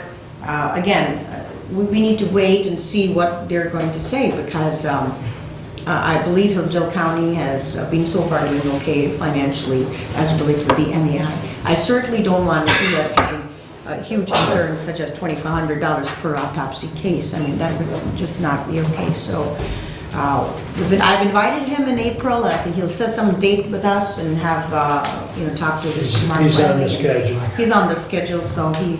Which is good, I'm glad he's coming in. Right. But he doesn't have anything to do with the contract. Right. Right, This that's is, right. this is something that the county administrators and the county boards need to get together on, and I'll follow up on that with Murray, because I talked to him a few weeks ago, and he said there were some ongoing discussions, and he really wasn't ready to bring the, board chairmen and the administrators together yet, but I think we've better sooner than later. Well, if you haven't already figured it out, other counties are not quite as frugal as we are. Now, Branch does a pretty decent job, but if you don't have an airtight contract, things can just skyrocket. Whoa, you gotta do this, you gotta do that, and once you're in, you're stuck. Then you can't do anything. And all of it needs to be spelled out ahead of time. Right. And Right. there needs to be limits on what they're going to be able to charge. It's not going to be a pie in the sky's the limit kind of thing. I've got this baby and I can just start charging whatever. We can't afford that. No, we knew going into this, when we did it with Lenawee County, we knew right away what, it was all spelled out, and we've got that agreement that we could use it, if nothing else, as a, model. But you get into this, I'm not going to take decomposed bodies. Yeah. Well, who's going to make that judgment, what's decomposed and what's not decomposed? And why are you even in the business if you're not going to take decomposed bodies? They're Right. part of the business. Right. That's part of what you deal with. Right. I don't like this, that they're deciding they're going to do That's this, they're right. going to do that, and every time they have a whim, That's we right. get stuck for another $3,000. And honestly, I've raised my voice on this, and I'm very disappointed in hearing that, because that's the first time we've been heard, because they're into this business and way they deal with bodies as such. And obviously, and the reason, because, they've got all kinds of criteria. You can't have the body in the coolant for so many hours before they're brought for autopsy, and that, all those kind of parameters. And so I'd like to see where this is going, because I personally, there was another talk that I brought this to the table back a couple of months back when they were initiating the expansion of the building that they already had, and they wanted to have a $500,000 asset as it relates with just getting a new infrastructure built within the premises with a new coolant and all of that. And I said, this might not work for Hillsdale County, and I don't encourage that either, because I know it would go as a millage to people, and I would totally discourage that. And so that was a couple of options they had thrown out there. And I don't know how Lenawee County would work, because it's not just alone Hillsdale County would work. So that was a no-no as it relates with the $500,000 project to have an expansion right within their, their premises. And the other option was the Jackson County, which was more feasible for us and extremely reasonable for us. But the other expenditures are just being thrown right now. And these expenses have not yet been thrown on a receipt or invoice yet. So we have some time. I'm going to still keep talking to them, and I'm going to go every single meeting, and again, listen and wait to see what their next step is. So I'm on it, so just so you know. Now stick to your guns. I will, I absolutely will, Commissioner Caswell.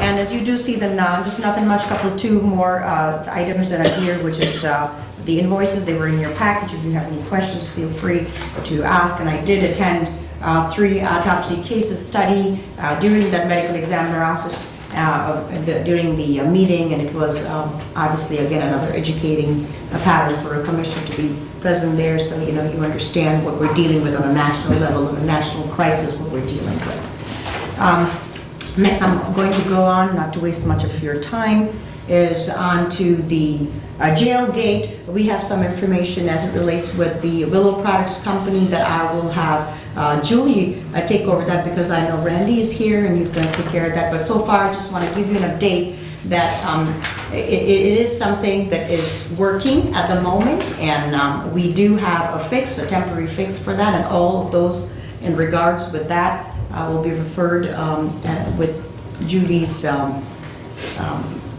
couple of statements that she has, and Randy's here to clarify some more on that.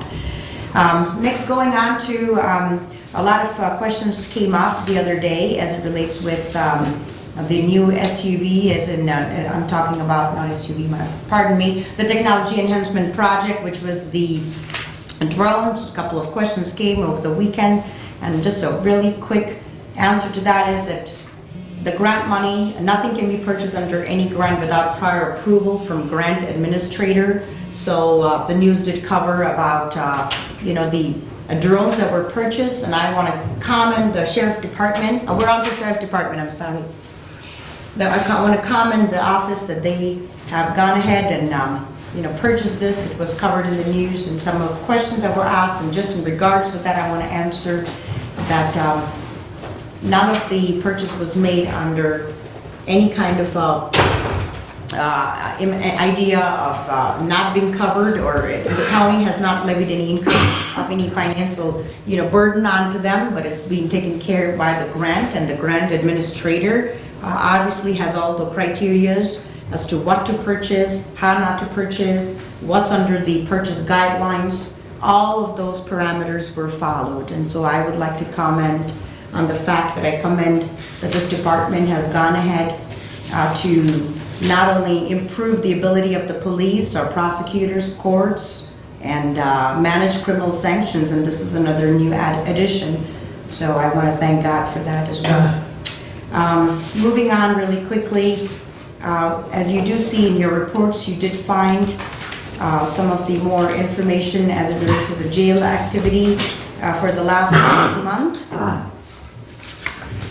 And if you have any questions, I'd be happy to answer. As you see, emergency calls were 432, non-emergency were 444. Total, we had 876 law enforcement calls for service. Just FYI, jail staff served 5,798 inmate meals. That was the activity for the month of February. Is there any question? I'd be happy to answer. And last, as you do realize in your package, we have, the Sheriff Department has mentioned about the Narcan distribution, and they're in cooperation with the Mid-State Health Network, which has supplied this naloxone for distribution to all county offices. And Narcan is used to reverse the effects of opiate overdose. And several county employees are currently trained in its use. And the intent of the Sheriff Department is to have more doses available in the county offices, and they'll also be offering some training sessions to all the employees in the near future. So just FYI over there, that the deputies have carried in Narcan and used successfully for many years. And if there's any question, to feel free to call us or the Sheriff Department. And with that, I conclude the Sheriff Department, unless Sheriff Parker has anything to say. Unless the board has any questions of me. Okay, I certainly don't. So moving forward really quickly, I had the Community Action Agency, which was on February 27th, and a lot of things were covered. A couple of things were covered which I wanted to talk about, their approval of supporting services for veteran families grant, and the committee reviewed and discussed the grant application, which was about $645,055, and that period will be covered from this year, which is on October 1st to all the way to September 30th, 2021. And the amount I just gave you, and this is the period it will cover. So CAA will also provide case management to the veterans and their families to help sustain housing and prevent future homelessness. So just wanted to bring that to the table. So that was discussed at the Community Action Agency. Just really quickly, we're working hard on the county's planning commission. As you know, like I said earlier, the committees have been really busy. We've received some fact sheets for this year for the master plan review, and a couple of major changes in the community. What is being expected of us, the act or the first year review, the master plan, where the Michigan legislative, they encourage us that if we may have a major change in the community, not anticipated in the current master plan, you would include events such as new utilities, for example, major road improvements or large developments, approvals, among other things, that would be considered to place into your master plan. These are new criteria. Another thing is if there's any instances where the planning commission has departed from the master plan, and that often happens. A lot of townships, they just lag on it for more than 5-6 years and it's not reviewed. Sometimes counties do that. So what it's saying is, the legislation, the reasons for these departures demonstrate a need for an overall revision of the master plan, that they would follow with the fact sheets what I just gave you. Another criteria for reviewal for 5-year plan, they say, is goals and policies set out in the plan, they should be still relevant. An effective master plan will have a series of carefully crafted goals and policies describing the community's vision and for its future. So community is still willing to take the action necessary to implement them. So just in a nutcase, just trying to tell you what exactly the new changes have come and what they expect us to kind of bring in for this master plan review, which we are currently doing as a county and the Planning Commission. The next Planning Commission meeting that we have of the county is March 16th, 1 o'clock, right here in this office. I just wanted to let you know. And just miscellaneous info, the date that was given, and I wanted to thank Commissioner Brown for encouraging to participate in this law enforcement appreciation event. And I just wanted to refer this that I, for one, want to celebrate honoring men and women of the law enforcement, sheriff department, and MSP, and I look forward to being a part of this prestigious time.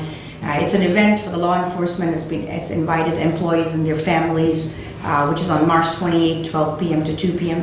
at Sozo Hillsdale Church, and my husband and I will be going. And I just want to embrace the fellowship of their team of greatness and valor. So just wanted to let you know that sometimes jobs do go thankless, and law enforcement do fall in that sometimes, but I think we need to pour out our gratefulness for these departments that go above and beyond, and they also have families like us, so have mercy on them.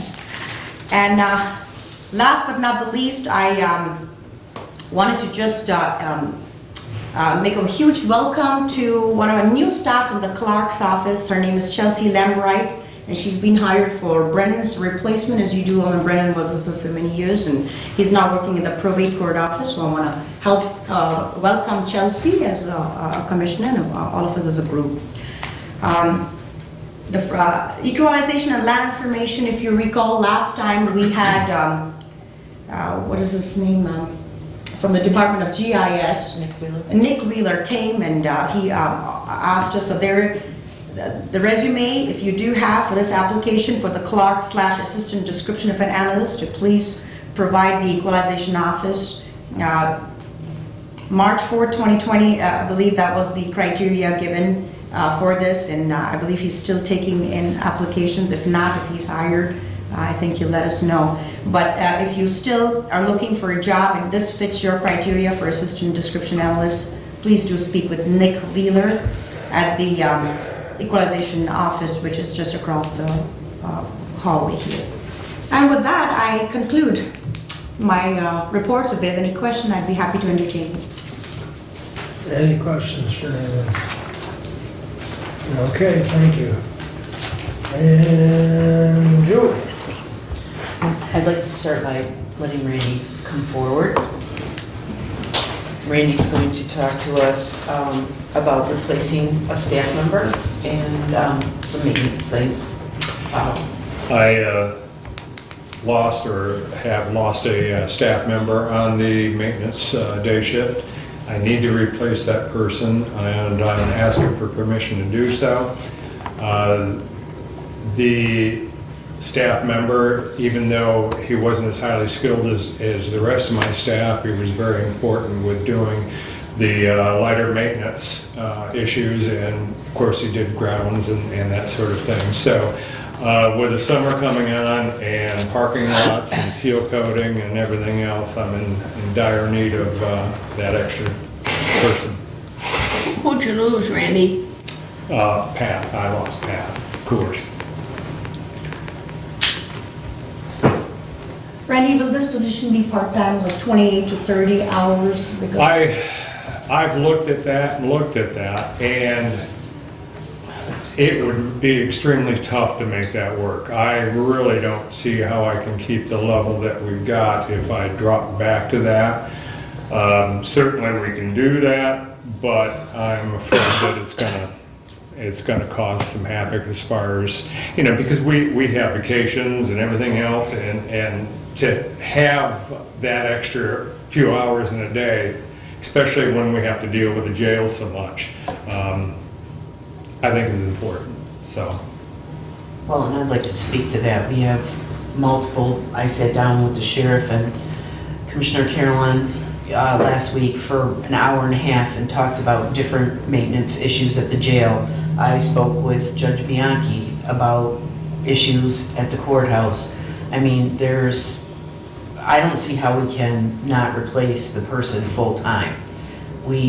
Between using our maintenance department as our construction crew at the courthouse, and formerly on this building, a lot of maintenance things have gone by the wayside, and now they're kind of coming to a head, and we can't be short in this department. I don't feel it's possible. Even with the construction, even if we weren't doing construction, the bottom line is we still service 14 buildings and all the grounds. And so the staff I have is minimal even at that rate, so. So you're replacing full-time with full-time? Yes, Pat was full-time? yeah. What are your chances of being able to hire somebody, Randy, how many people do you have to hire and go through before you finally get somebody that sticks? Or, you're trying to hire somebody that's a skilled maintenance worker, and what's your chances? It's a little bit tougher for the skilled maintenance and everything because of our wage structure. It's hard to attract the type of talent that we already have, for one. So to replace is extremely hard. We have to go through a lot of looking and that sort of thing to come up with the right person. And the person that accepts it, they can't be just looking strictly for the money. They have to be looking for, better hours, that sort of thing. So there's things that we have that maybe they're not getting. We can't offer them quite the money that they're probably making, but I can offer them better hours and that sort of thing. So, and there's 401s and that type of thing, so. You want to post that, or you go back and I would have shift through the applications that you have from the last time this happened? Yes, right now I would have to post it for the 7 days per union. And then after the posting comes down, then I can open up and start looking hard at people. So one of the discussions I had with Randy was going to a part-time individual, because there's a lot of retired individuals out here that are looking for something to do but not wanting full-time work. And in all respect, he'd probably get somebody that's more productive. Because the past two that have filled this particular slot have been, not to use your word, skilled people. They kind of catch it all. They do the steel coating, they do the yard, they do the sidewalks, they do odds and ends. So he needs somebody that can be in that position that doesn't need constant supervision. And I would like to see him test the waters at least on a part-time, on somebody that's 50 plus, and see if they can't fill this void and we avoid the full-time part of it. And I think it at least merits a look-see. Now, if it doesn't come, if it's not fruitful, then that's another story, but we need to at least approach it, is my suggestion to him. So, I would agree, but don't get me wrong. What I'm saying is, first of all, I want to comment. It's commendable. You've been working a lot. Many hours. You, Mark, with Earl and John, and then we just lost Patrick. I mean, the amount of work that's being done right now, the entire crew dedicating work with the courthouse, and I see that, and there are security issues there, security issues at the jail, and you're tackling between the two. And I just want to give you this encouragement that you're doing a great job, fabulous job. We just need to open up the communication skill, number one. Number two, the other thing that I know you've been getting pushed from all over the place, and my only thought is, and forgive me, like I said, if I'm wrong, if you were to go for a part-time right now, and there's a reason why, that we could at least not only just see where we're going with the part-time, because we can just open up what we lost. I did not realize that Patrick was a full-time job, but I believe, in my opinion, if you're going to get employees who literally have to be told, do this, do it this way, how to do it, and they're waiting for the next step, and I mean, that becomes even more challenging when you don't have somebody that strong and adequate. You know what I mean? Exactly. So that is why, in my understanding, if we can just go sticking to a strict budget as it relates with the part-time, and the workload only now has increased because of the courthouse, and it's not always. Let me emphasize on that a little bit, and I've really kicked this around, and Marcus suggested it, and I wasn't opposed to it, but the more I look at it, the more that's not going to be as fruitful as I'd hoped. Reason being is this individual, you have him on a lawnmower. I also need seal coating done, and if you're doing 26 hours a week, most of that's taken up with grounds, okay? That doesn't free the person up to do what I need them to do. We're not talking about just him and sure, in the off times and everything, rain or whatever, he's in the jail, he's doing whatever he needs to do, but if you're looking at the amount of grounds that we take care of and then turn around and look at what else I need done, I can't pull like my HVAC guy out of HVAC, put him on seal coating. It just doesn't work. Right, you've got to finish what you start. That's right. So that's the reason, I'm still leaning really hard toward a full-time person. I just can't see where, and Mark's 100% right, they would maybe be more efficient for that 6 hours, but I need that extra time for him to be doing something else. I just don't have enough manpower, is the problem. And I understand the manpower, and I think you're struggling with it, and I see it really through very much. And it's a frustration. I think it's a frustration on your part and the departments that are in need, with all of that. But if we were to open up the full-time position, will that person be able to solve some of the pending issues as it relates with repair work that's needing to be done so that we can move forward with issues as it relates, say, for example, in the courthouse or in the jail? Because that is the problem, and both are security issues, and don't get me wrong, or the courthouse or whatever, and those things are obviously on your prime list, you're prioritizing. I just feel, in my honest opinion, if you were to start with a 30-hour, replacement for now, and then move on another year to come, give it at least 6 months, and go for a full-time, I would still support it, but that's just my thought, the way we are going, and I don't know, but I would let you suggest something. Well, a little history, Commissioner. Okay. One of the maintenance people that Randy has was to have been eliminated once this building was done. They were hired in order to help with this building. Okay. That was then put aside because we gave Randy the responsibility of doing the courthouse, and he needed that person over there. So when the courthouse is done, if we stick to our guns as commissioners, one of his maintenance people is going to be disappearing anyway. It's going to be gone. The second thing is this whole conversation takes me back 2 years ago with the janitor. We couldn't get along without the janitor. We had to have the janitor, and then all of a sudden, this past year, we can get rid of the janitor as long as we give the money to everybody else and we make some changes, okay? personally, I think we've given Randy way too much to do. That's right, I don't think agree, he and his yeah. crew should be doing what they're doing in the courthouse. I didn't think they should be doing what they were doing over here. Not that they didn't do a good job. I'm not complaining about that. I understand. But these are maintenance people. These are not construction workers. That's right. So if I die and go to heaven, when Randy gets done with the courthouse, he will never get another major job like that to do for the county. I don't believe he should be doing that, and I don't believe his people should be doing that, and I think we're asking way too much of them. And for what it's worth, I don't think you're looking good. I think you're overworked, and I think you got too much stress on you. And you can deny that, but I don't believe what we're doing is good for you either. So I think that if we go with a part-time person, it will be much easier to eliminate them come the end of the year. And if it's a retiree, it won't be as big a deal to them if we hold to our guns and get rid of this position at the end of the year. But I think this commission, and I'm not going to be on it in another year, but I think you guys are wrong to keep, I think we're wrong to keep putting on him all these major construction projects. I don't think it's right. And Randy, God bless him, will offer up and say, I can do this and I can do that and so on and so forth.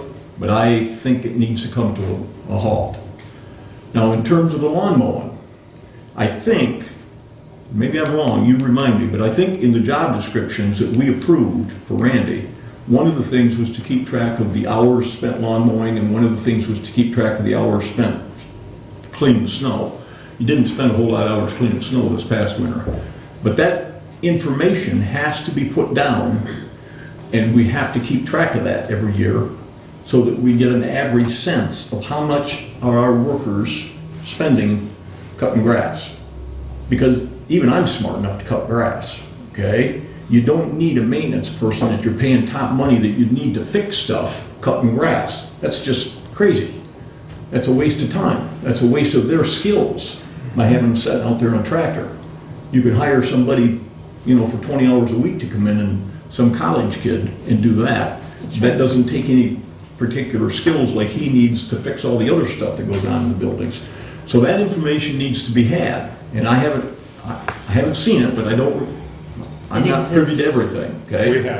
We have it. But whatever's there, okay, we gotta start looking at that and talking about, again, privatizing those two functions. One of them, both of them, at least have the discussion with it, so that his people are able to do what they're capable of doing or what they're skilled to do in terms of fixing stuff. So that's my whole thought on the deal. On the other side, that some of the work is now, for example, let's just take it, for example, in the jail, okay? In my opinion, I don't know how that sounds to you, but maybe certain days should be just allocated that, okay, for example, Monday, Tuesday are days that this maintenance crew will work in the jail, and the rest of it, can that be even thought about? That will not work at all. Because what's happening- The jail, when they need it now. It's usually a situation where something's not running or something's coming back at them. It's usually, it's one of those deals where we can't wait. Right, like the heat or something, of course you can't wait, right, I agree. And that's the way the jail is. I mean, That's either right. something's backing up or the showers are not working or yes, we've got issues in there virtually every day. And we have to take care of the jail Right, virtually and every you day. have been, right, and I think Yeah. it's been, you've had the communication, and like I said, I want to commend you on the fact and also back you up with whatever you've been trying to level best, and I think you're overloaded, and I agree with that. Oh, we're Now, we want to be definitely able to loaded. work with you, and I think as it relates with you, Randy, also you need to be able to work with the committees and the committee in a peaceful way so that the communication is open and you can get some work done, and I agree. I just only have to say what I said, and I think if we could go with a 30-hour position or 28 hours, 30 hours at the most, I'd like to say then, for now. I'd like to let the sheriff speak to this issue just briefly before we make a decision.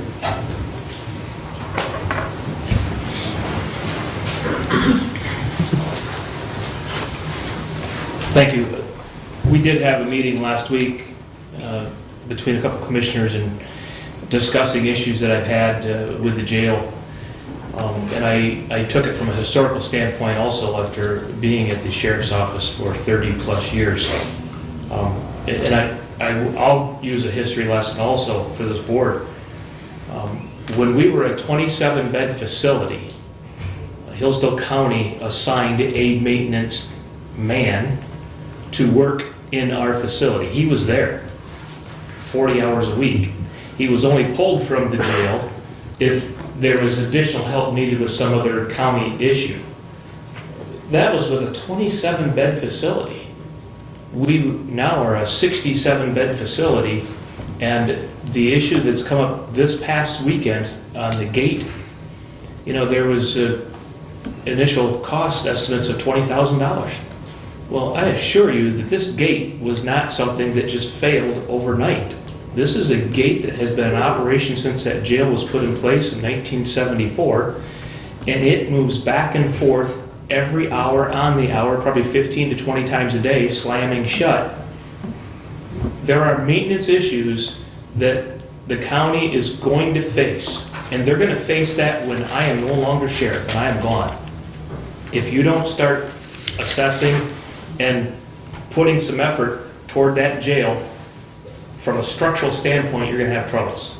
And everyone here knows, maintenance knows that I've had issues with maintenance over some things, but I come before you and the board saying you need to, at a minimum, and this would be my proposal, at minimum, if you're so set on not hiring a full-time, then you need to put 2 part-timers in there to have at least a minimum of those hours, if not more, because where you are saving money, and you hear Randy Finley come to you and tell you, we save so much money on this building in a project, we save so much money in the county courthouse in a project, you're paying it out down the line. And it reminds me of an old commercial on TV of Uncle Ed's Oil Shop.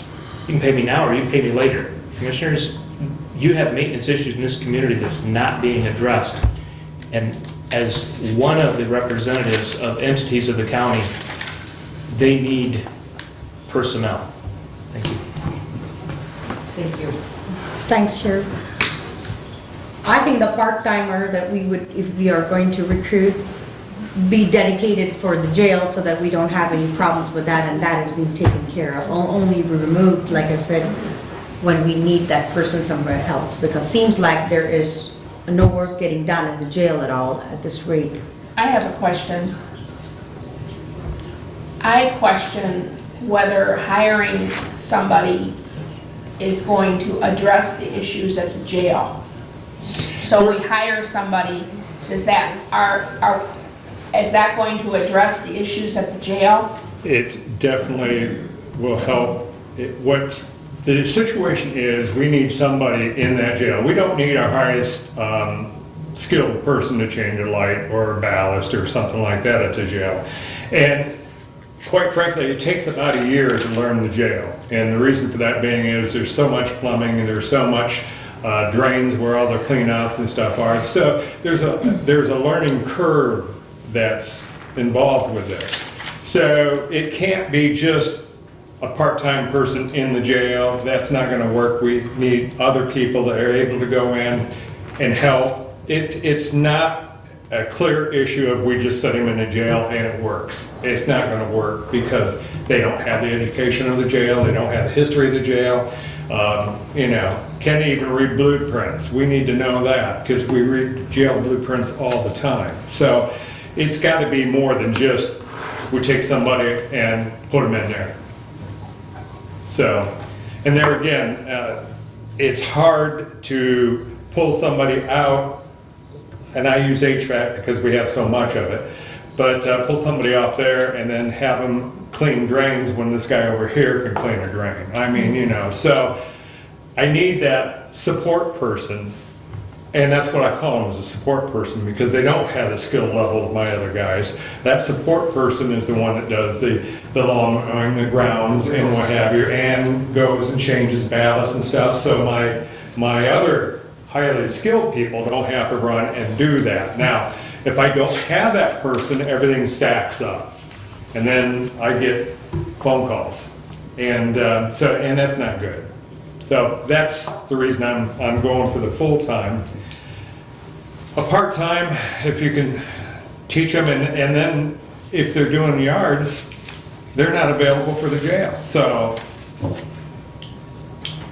Why don't we just... where do you want me to focus the work? No, I understand, Randy, and those are great questions. I really, again, I appreciate you bringing in these things, but our understanding gets better when you talk, and I appreciate that.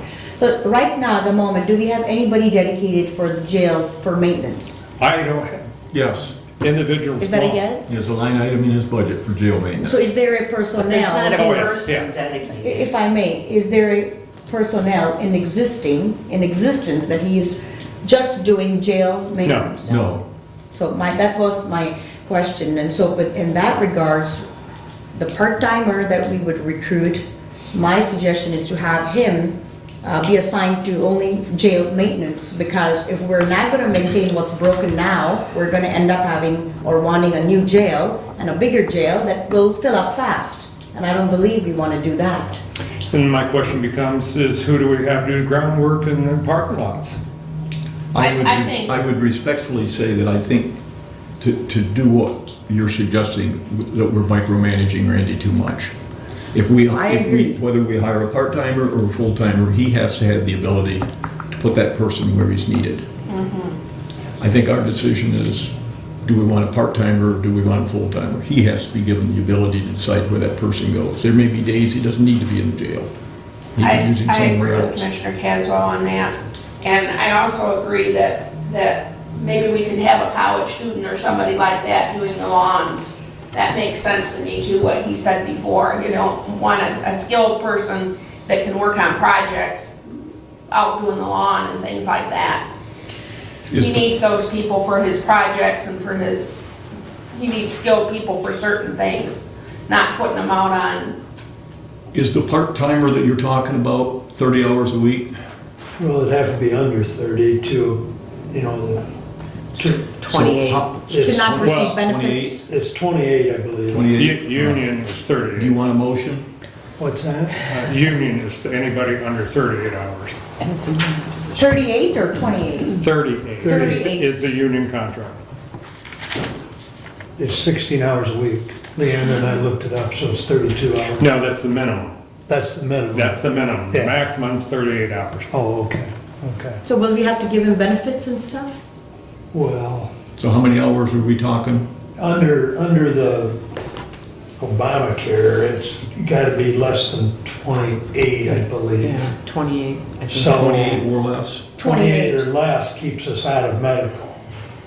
Okay, well then I will make a motion that we allow Randy to post this position for a person for 28 hours and through the end of the year. May I just add one thing on there is, And the money, I want to add to that motion, and the money that is saved, because he's been allocated money for this full-time position, the money that's saved, we move that money into the line item for jail repairs that he has in his budget, however much that comes out to be. Because if Commissioner Gaines showed me a thing that we got to replace this gate and everything, take that money and don't just let it fritter away, take that money and put it into his line item for maintenance out there to buy stuff, okay?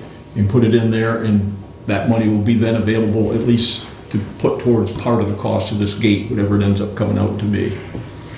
let me Is that a also motion? clarify. Yes. I second that.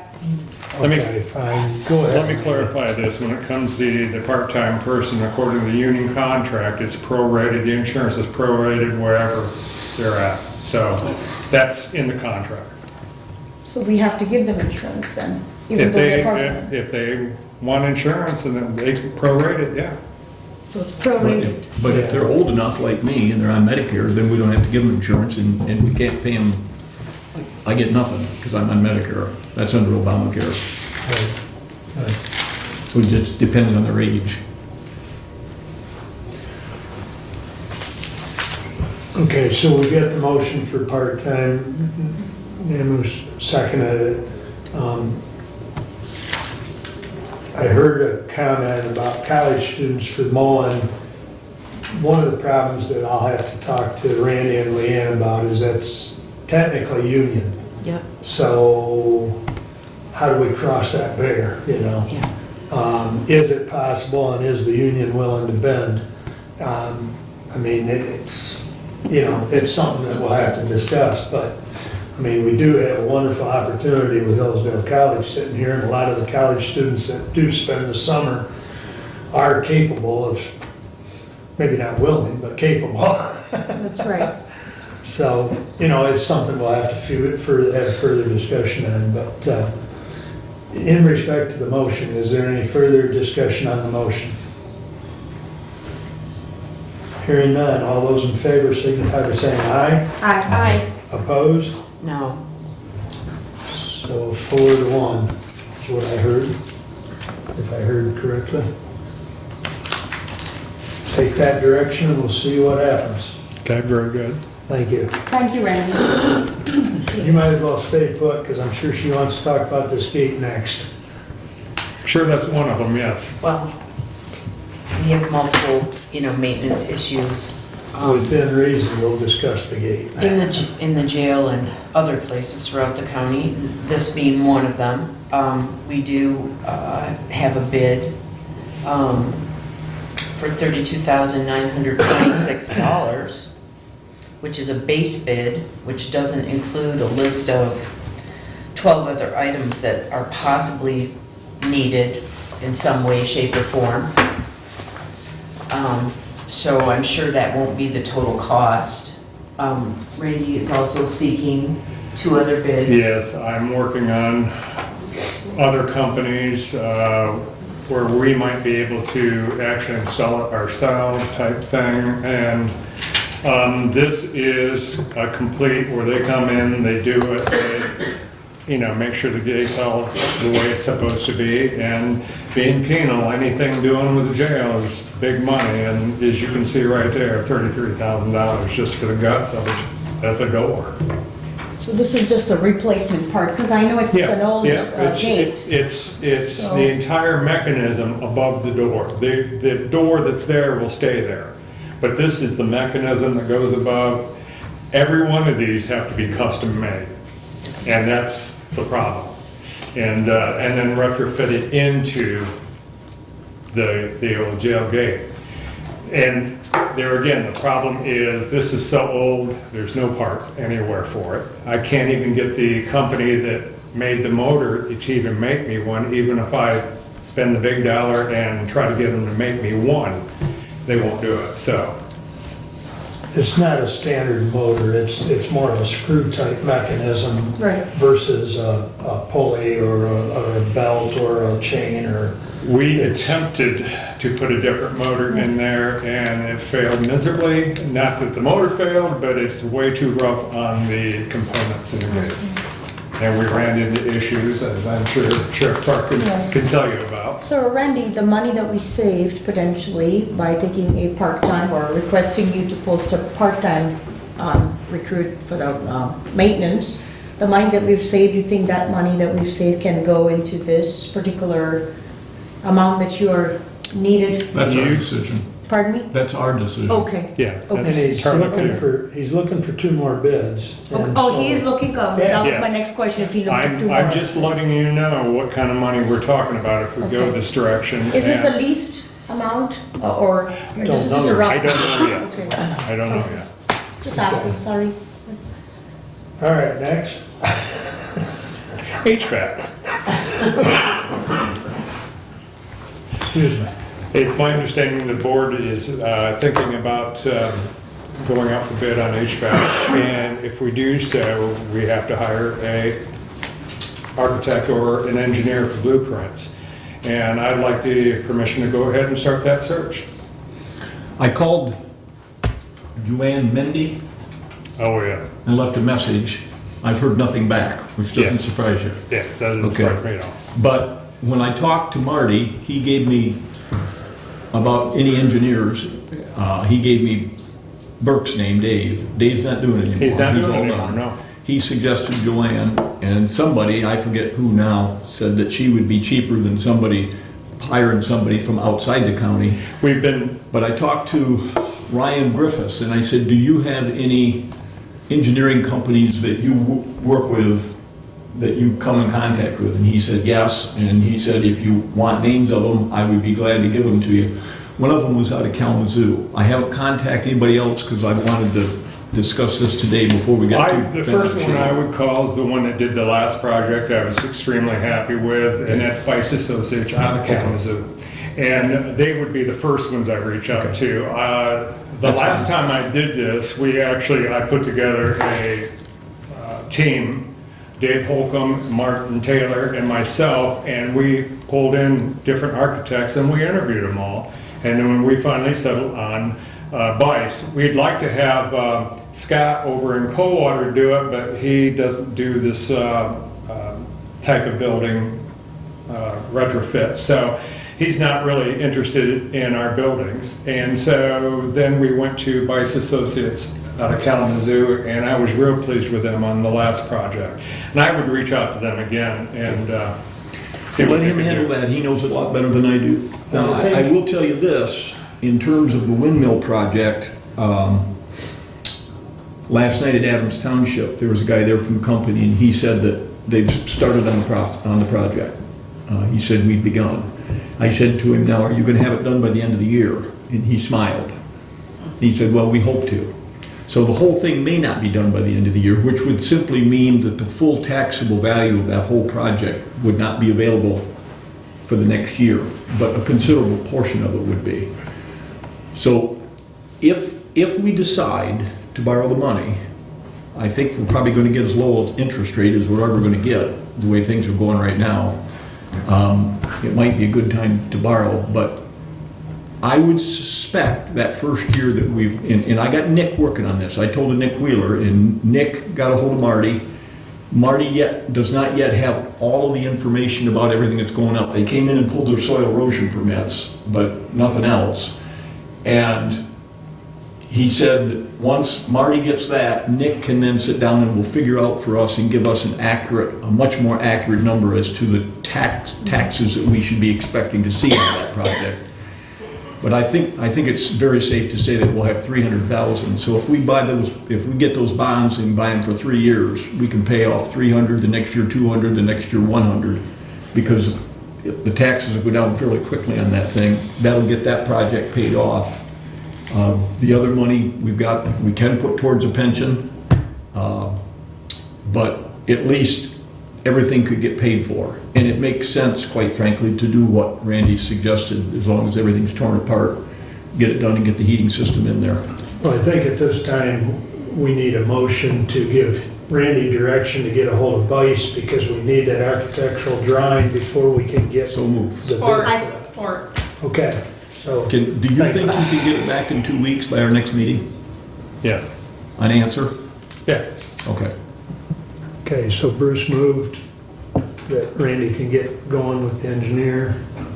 Ruth, And- Ruth. To Whatever. Okay, wait a minute. Supported? I did. Support it. Ruth. Okay, Ruth I did. supported. And just, He's getting and permission just to be- proceed with hiring an architect for the HVAC project at the courthouse. Correct. Yes. Thank you. That answered my question. Okay. What's that? I said that just answered my question. Okay, yep. Lot of discussion, but Jody got it narrowed down. There you go. That's why she keeps us straight. Okay, further discussion? I think we've had the discussion. All those in favor signify by saying aye. aye. Opposed? Okay, you have your direction on that. Thank you. Next. I think we're done, aren't we? I think we are. I think we've covered. That's all my brain could hold in. All right, very good, thank you. Please continue, Joy. I was at the MTA meeting last week, and the speaker there talked about the ISD millage that's on the ballot today. That has a lot to do with funding the major, manufacturing positions and different things that they teach through not only ISD, but through the local schools. And so I would encourage people that that could be the future of the county. So if you're in favor of it, vote. If not, same also. So I just want to bring that up. The parks, I met with the Parks Commission, met this week, and with the early spring, they're getting on all the maintenance and cleanup there of the ground so that the parks will be ready for people in the spring. The Road Commission, as Bruce, yes.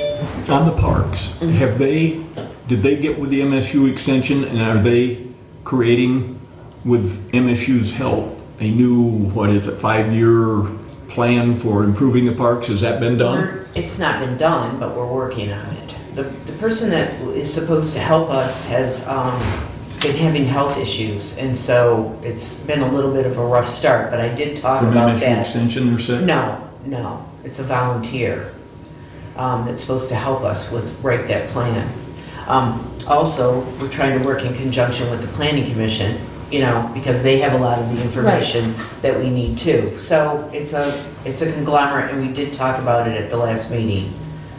So right now, we're just gathering information. It's basically all we're doing at Will this this thing point. be done so that they can apply for natural resources grants by April 1st of next year? That's the intention, yes. So they'll have to have it done by the 1st of the year? Yes. Okay. Yep. At the Road Commission meeting, as Bruce indicated, the gentleman from the windmill project was there, and the Road Commission passed that agreement, and so the project is proceeding forward.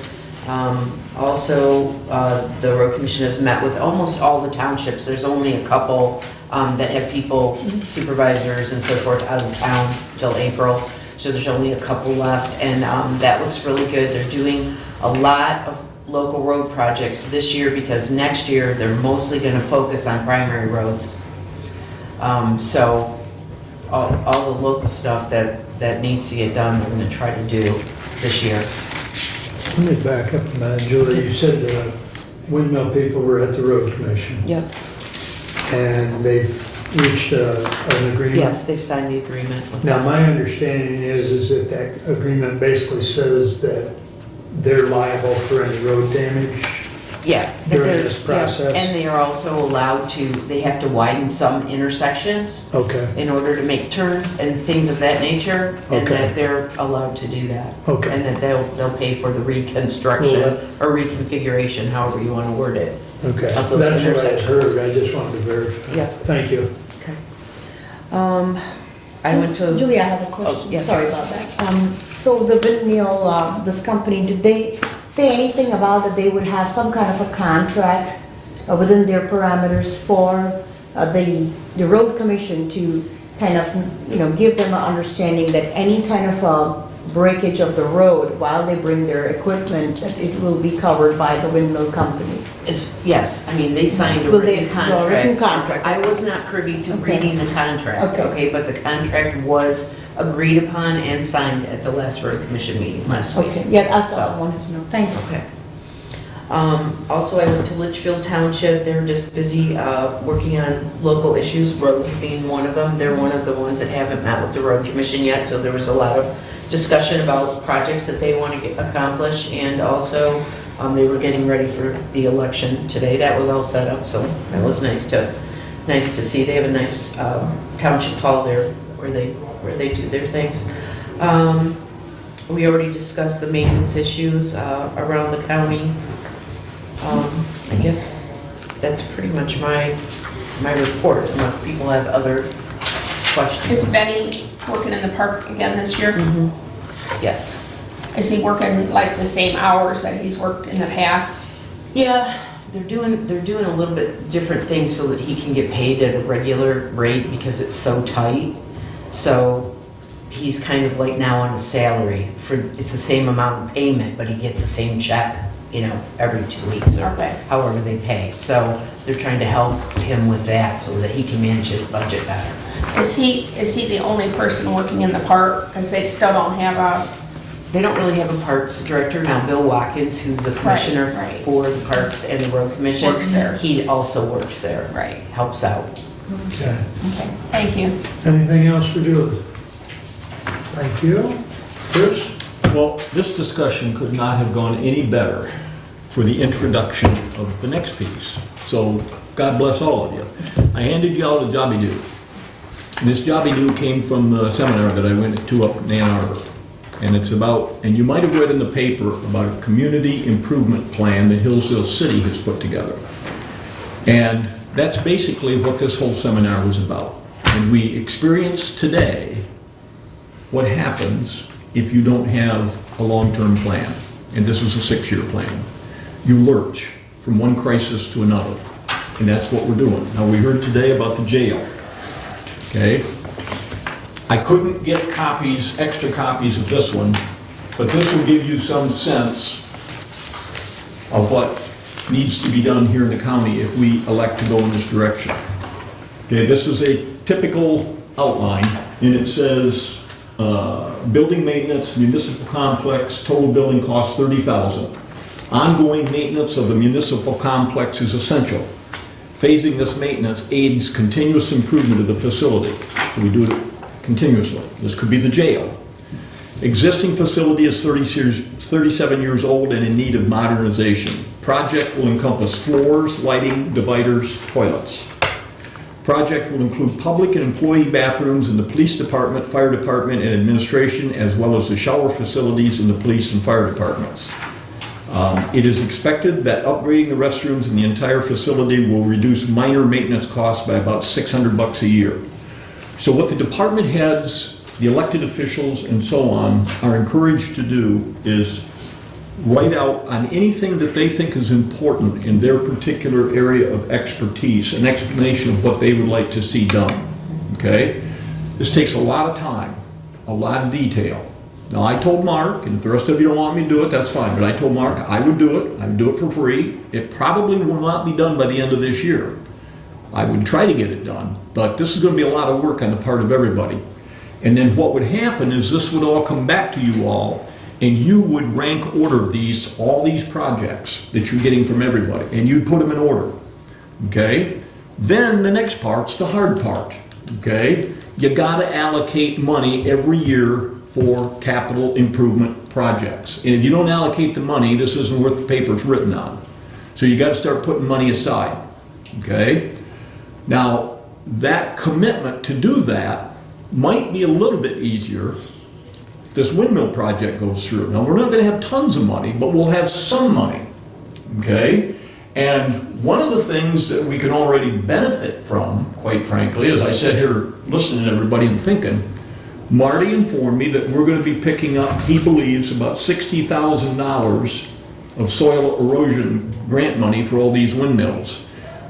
We had in the budget 14. So there's 46,000 additional dollars. That 46,000 we could allocate to take care of the jail situation that Commissioner Gaines has brought before us today. But again, you see the problem with that is if we hadn't happened to have this thing happen, this windmill project, we'd be up a creek because there's no long-term planning. We have got to long-term plan, and we've got to decide as a commission how much money we're going to put into it every year, and we cannot vary from that. Now, we chewed Terry Veer's hind end out because they weren't putting any money aside for their deal out there. We chewed the medical care facility out because they weren't planning long-term. Well, we're no different, and we're not planning long-term. And every time money is brought up and it's going to be set aside, it gets yanked out, put somewhere else. And we can't do that, or we're going to keep doing what we did this morning, lurching from one crisis to another with no overall view as to what should be done and in what order. So the work gets done and presented to you guys, then you guys all decide what's the most important and what do we got to go down through. Now, you could read through this thing, this fiscally ready community, but basically it says just what I've described to you, and I've been a pain in the hind end the last 5 years, continuing to say this and everything, but we've got to do it if we're going to have any kind of stability in the county going forward. Now, just as an example, Dave Holcomb, when you guys first made the mistake of making me the chairman of the fiscal committee, said that he'd been begging for years for $40,000 a year to replace computers because all our computers were ancient, and they were terrible. Okay, well, we couldn't get 40, but we got him 30, and 30 is a whole lot better than nothing, and he's been buying new computers and replacing them on a regular basis. We don't even think about that anymore. It's part of the budget, it's there, it's going to be kept there. That's the way we've got to approach this. Whatever number we come up with, whether it's 50,000, whether it's 100,000, whether it's 30,000, it's got to be there every year, and you just put it in. It's part of the process. So I would urge you to be thinking about how much is appropriate, okay? And I would be urging you to think about who do you want to do this project to get with everybody to get all this put together. Now, Mark started this process quite well a couple years ago. We all sat down and everybody gave input as all the stuff they'd like to see. Well, that's my That comment. should be the That has to beginning. be updated. And that needs to be taken, but it also, we need to go back because it's been a couple years and whoever does this needs to talk to people, and this kind of a write-up needs to be done. If doing something will save money, we need to know that. If doing something won't save money, we need to know that and take that into our consideration when we're deciding how we're going to rank order things. This particular one they had us as a little exercise, what are you going to do? And I checked off, now this is my thought process, I checked off all the cheap programs because we could do a lot of them and get everything off the table. There was one in there for $250,000 for a trailhead, and we only had $100,000 to work with. Okay, and I said, well, quite frankly, in terms of the big picture thing, a trailhead is not that important compared to fixing toilets and replacing carpet and doing all these other things. But each of you are going to have to make those decisions individually and decide. So I guess my question is, do you want to move ahead with this? Because don't say you want to, we do it, and then you're not funded. Because that ain't going to work. I have a question. Yeah. This is very good, and I understand it, and I'm with you on it. But my question pertains to, since we're elected officials and this board changes every 2 years, we can commit to this right now and say for this board. But then next year, and then 2 years, and every 2 years, the board changes and you get different people on the board. How does that work? If we commit to this as a policy, that will be the policy until future boards change the policy. Now, in terms of the budget piece, if we commit to 50,000, okay, that will only be effective for that year. Right. Okay? Future board could change that to 20,000.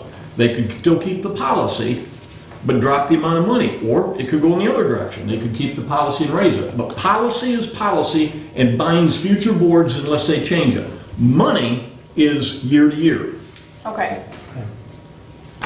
So my comment is, we started this strategic planning a couple of years ago. We had several meetings. We got almost to the end, and then we didn't complete the process, which would have given you the list of projects, and then they need to be prioritized, and then that could be done. Ruth and I went to a similar thing in Frankenmuth last year, I believe it was.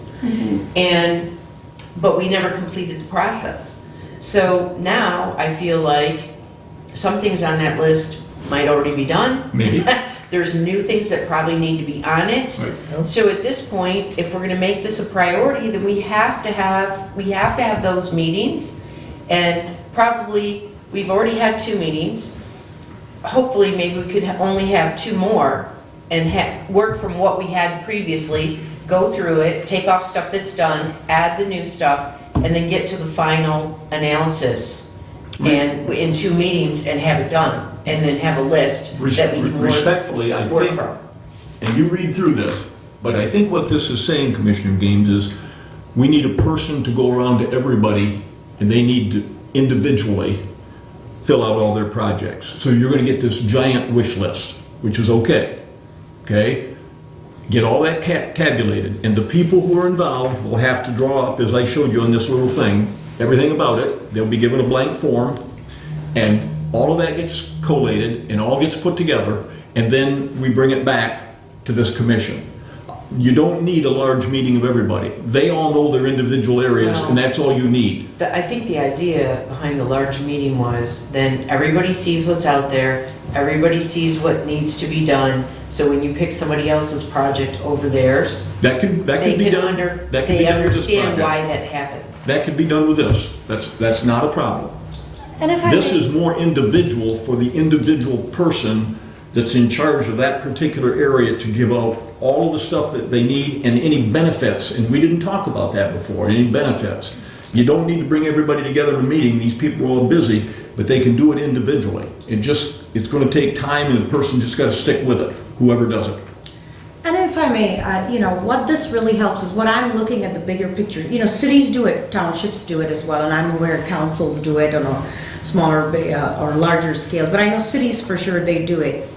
And this program, if there's a person that goes to head of these departments, at the head of departments, that's why they're head of the department, they have all of this coalition or their little understanding as to what they need, A, B, C, as bullet pointers as to what they're in need of as it relates to what focus are there with their expenditures. And that's what I feel I'm keen on it as well, to have this basic CIP, what I call it, a capital improvement program, and a person go and give it to the head of departments of these departments, because they have a fair idea of what they are really in need, and they fill out the paperwork, and the paperwork basically should have some bullet points. For example, number one, major one-time expense or your large or small costs. Number two, many years of life expectancy.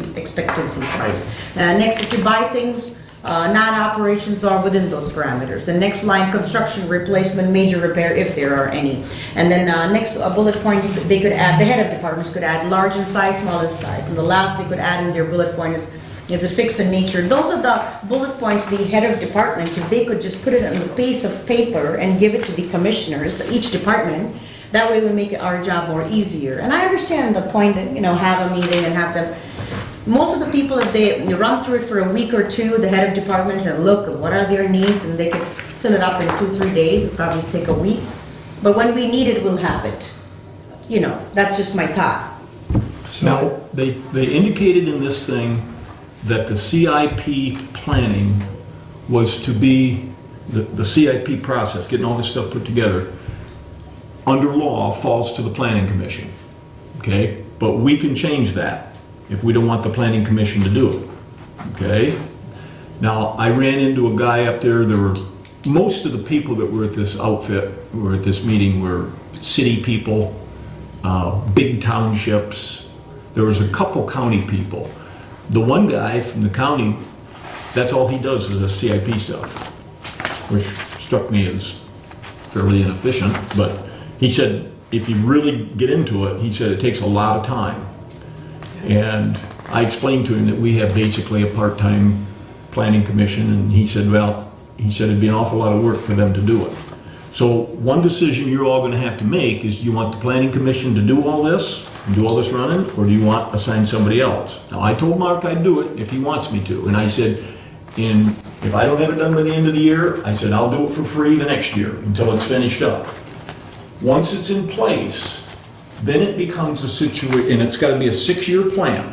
Once it's in place, then every year you have to review it. So you don't just leave it alone for 6 years.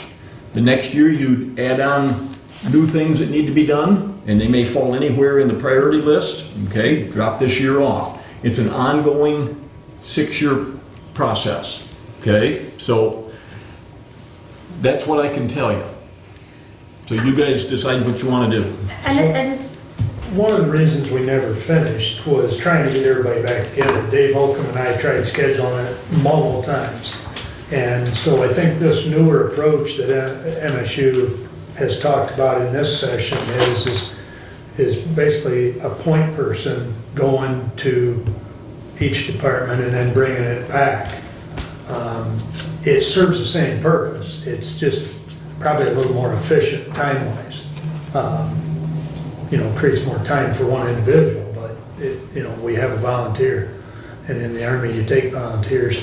Now there is another thing that I want to mention to you. I learned at the meeting. There is a Michigan Infrastructure Council that was created in the Department of Treasury under Governor Snyder, and that council will bring people down and give you advice and help you with things and so on in order to plan things out. But part of that is this asset management readiness assessment scale.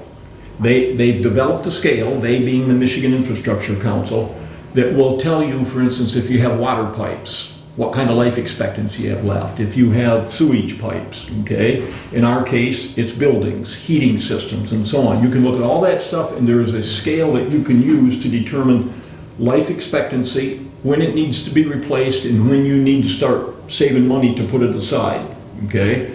And you hear, periodically, you hear a community that got to jack their water rates up because they're going to have to replace a bunch of stuff, and they haven't raised it enough over the years to keep up and to build a fund so that they have money to fix stuff when the time comes.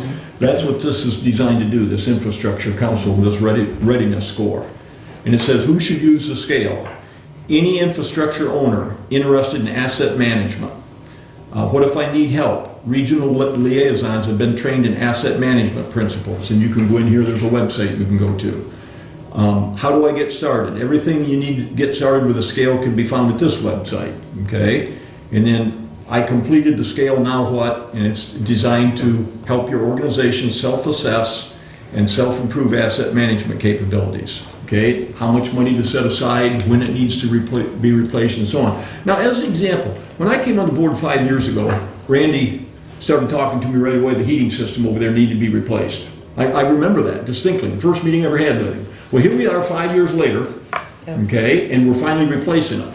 There's been no rhyme or reason to things. It's kind of like, okay, we got a crisis, youth home, now we got to take care of it.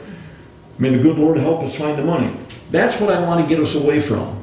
If I can get you to accomplish that, I think that would be so much more helpful, not only to us, but to future commissioners coming in. So my question is, if we give Bruce the go-ahead to do this, now tell us what you're gonna do. You're gonna go around to each department? The first thing I would do is I would get a hold of these guys. Right. I'd think about this scale, and I'd get that scale put together, and so that when I went around and started talking to the judges, everybody, You gotta go around to I every would say judge? to them, okay, now here's the kind of scale we're looking at. This is what we're looking for. I would take examples of this, and I would get copies of these that I could hand to blanks and say, okay, now anything that you're looking at, for instance, Judge Bianchi's in charge of the youth home. Okay, she knows what's out there and what's not out there and what needs to be replaced and what doesn't. We don't. So she would fill out however many appropriate items that she feels need to be replaced. And I'm going to tell them all, you got to be looking ahead 6 years at a minimum. Okay, when you're putting this together.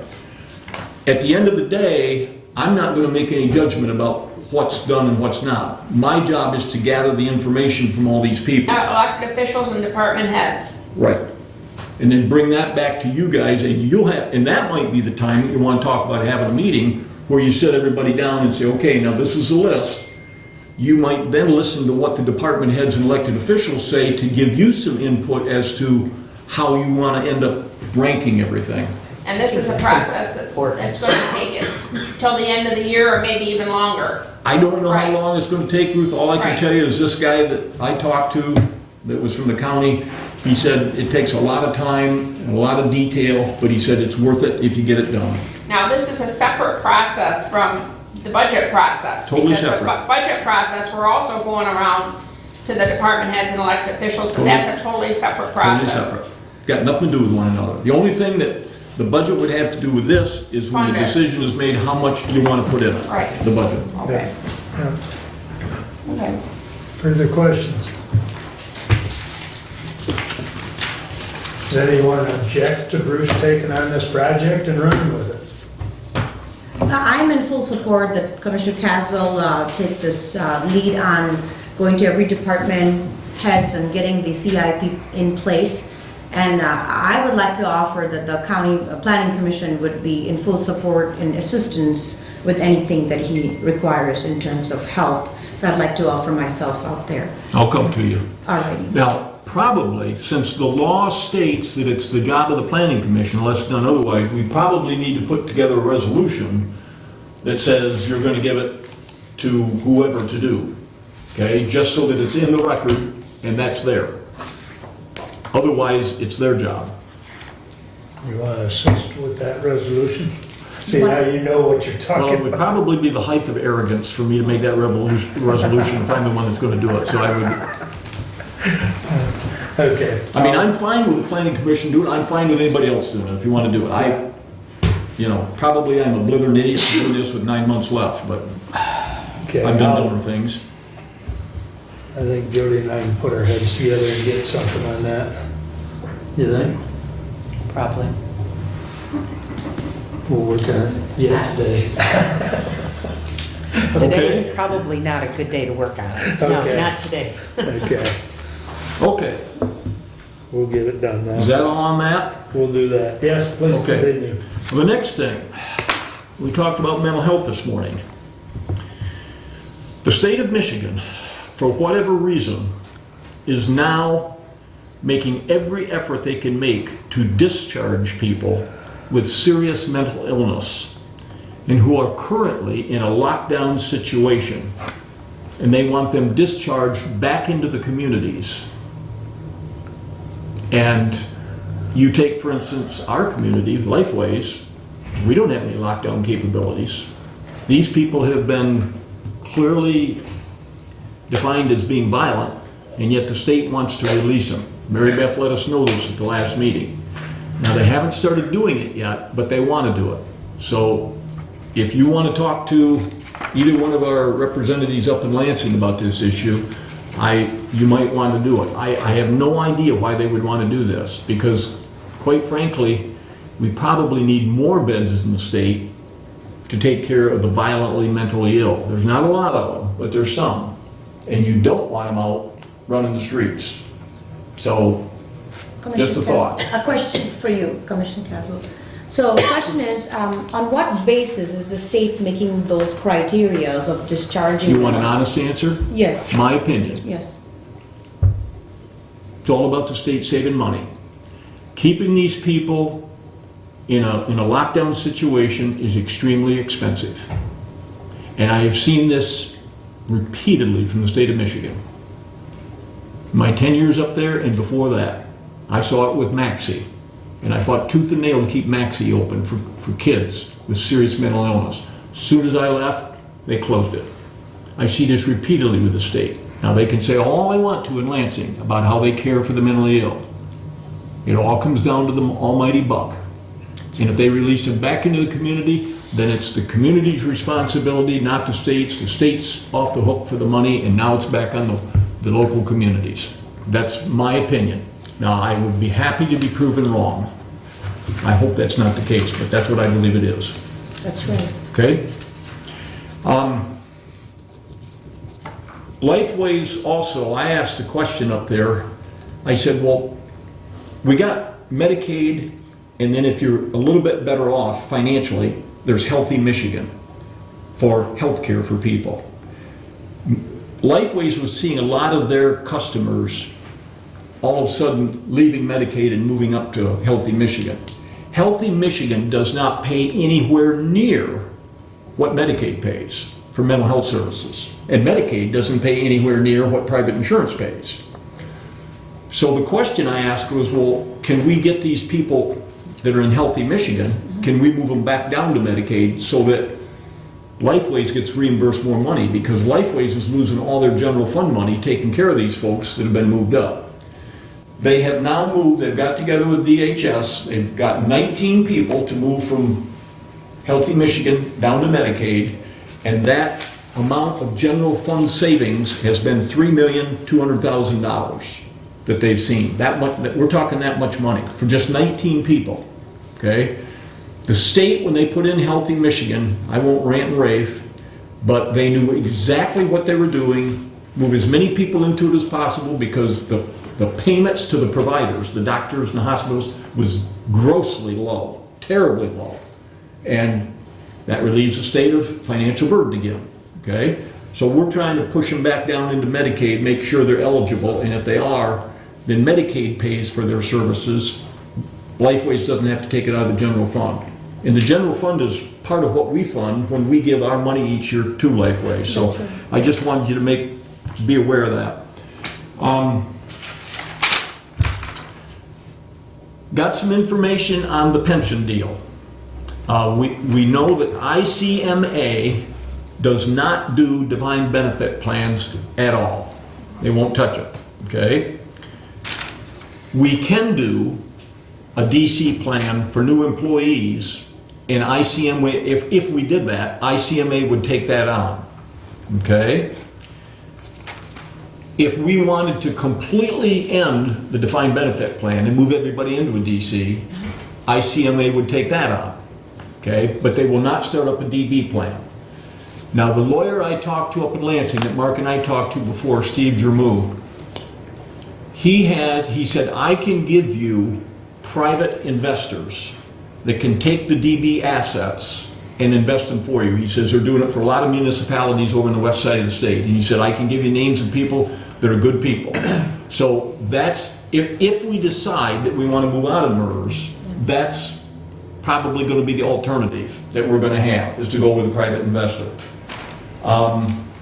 Administrative charges for ICMA is 0.1% on all money coming into the plan each year. 0.1%. And that's been cut the last couple of years, as I understand. Okay? If we put, for instance, $500,000 into the plan, the administrative charges would be about $2,500. No other charges are levied. Okay? With MERS, we're putting in about $450,000 a year into the DB plan. Okay? Their administrative charges are $11,000 a year, 2.6%. Considerably higher than what you're seeing with private firms. Now, one of the questions, if we decide to go with a private investor, the guy to invest in everything, one of the questions asked him is, what's your administrative charges? That's going to be very important. Okay, and what happens, Kevin has this at the hospital, he'll get charged on a fund, he'll get charged like maybe 0.5%. 0.4 of that, okay, goes back to the company that's handling all the stocks and selling them and buying them and all that kind of stuff. 1/10 goes to, it would be like an ICMA, goes to their company. So you may see an administrative charge that's higher than the 0.1%, but the excess goes back to the company that buys and sells the stocks. It's like a commission, okay? We can keep the DB with MERS if we want to do that, okay? And then if we decided to just do new employees and the unions agreed to it, we could put the 401 over with ICMA. So we can leave the DB where it's at, if you all want to do that, and then the new ones, the 401k, you could put over here with ICMA. And I said, well, we might only start off with 1 or 2 people. And they said, that's fine, doesn't make any difference. We're fine with that, we can do that. Okay? ICMA can analyze for us, if we want them to, what percentage that we would need to pay into the defined contribution plan to get us somewhat comparable to what the DB plan is paying. Okay? They can do that analysis for us. We currently, in the DB plan out at the Sheriff's Office, have a disability benefit. Okay? We can have a disability benefit in the 401k as well, if we start that up. So that can be transferred. ICMA indicated to me, you'll love this, the investment rate should be 6 to 7%, and the guy said, you're nuts if you make it more than 6%. But he said, I'm obligated to tell you 6 to 7. He didn't say you're nuts, but he put it in nicer terms than that. So we need to be looking at an investment rate of 6%. Okay? MERS has been getting, ICMA told me this, MERS has been getting between 5.5% and 6% over the last 10 years or so, average. Now MERS is telling us they're using 7.35%, if you remember, and they dropped it down to that. Yeah. So less than forthright with what we've been told by MERS, and we know that because we're in hock up to our eyebrows with it. So that's what I learned about the pension. Finally, we passed the Second Amendment resolution last week, and I ran across some stuff that I thought was interesting. So I'm going to read it to you. 7.5% of the people in this country have a concealed weapons permit. That's 19 million people. 19 million. The highest state in the union for revocations of concealed weapon permits is Connecticut at 0.72%, less than 1%, about 0.7%. Maryland is a little bit over a half a percent. All the other states in the country are below a half. And I would add to that this also includes people who leave that state and have it rescinded. It's not that they lost it because they did something crooked or they were a thief or anything else. It's all areas. The point being, we have 19 million people with concealed weapons permits in this country now. It's increased dramatically over the last 25 years, okay? The revocation for these people is less than 0.5%, okay? And that includes people who give up their things. Now this is a nifty little chart to put that in context. This is 1960. This is today.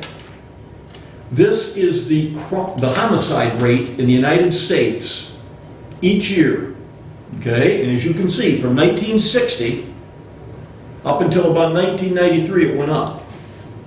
Since concealed permits have become widespread across the country, you can see what's happened to the homicide rate. It's declined every year, okay? It's plummeting.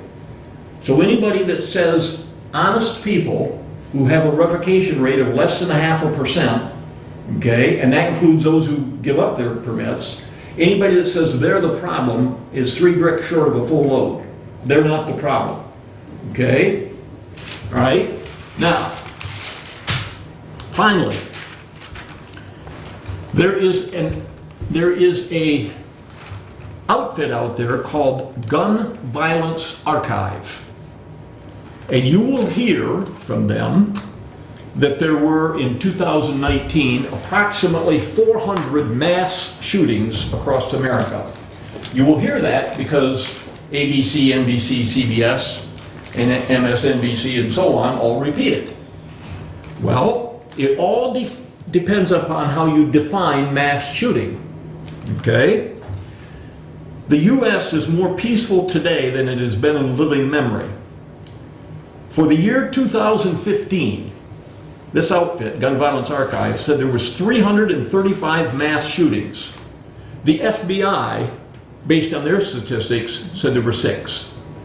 6. Okay? Now somebody's lying. I would like to believe it's not the FBI, in spite of James Comey. Okay? It depends on your definition of mass. Is that more than one person? Well, it goes on and talks about the fact... Yeah, Mass shooting.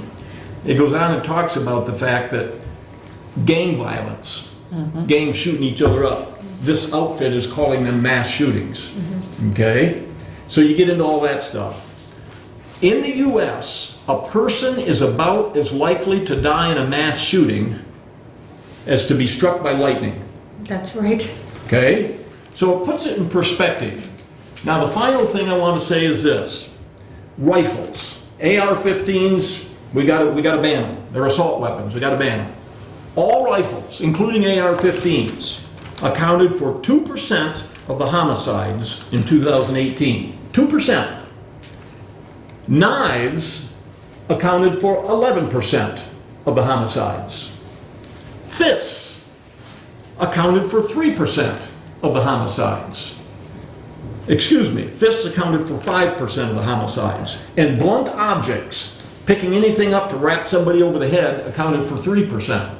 So anybody that says that AR-15s have to be banned because they're a terrible thing and so on and so forth, again, they're either ignorant or they're lying, okay? 2%, all rifles, 2% of the homicides were taken care of by rifles. These other items, knives is 11%, fists are 5%, and blunt objects are 3%. So I would like to congratulate this board on passing what you did last week. And facts are pesky little things, and anytime you hear anybody say there's 300-400 mass shootings in this country, take it with a grain of salt and go back to eating your supper. Don't get too excited. Thank you, Mr. Chairman. Any questions or comments for Bruce? Okay, thank you.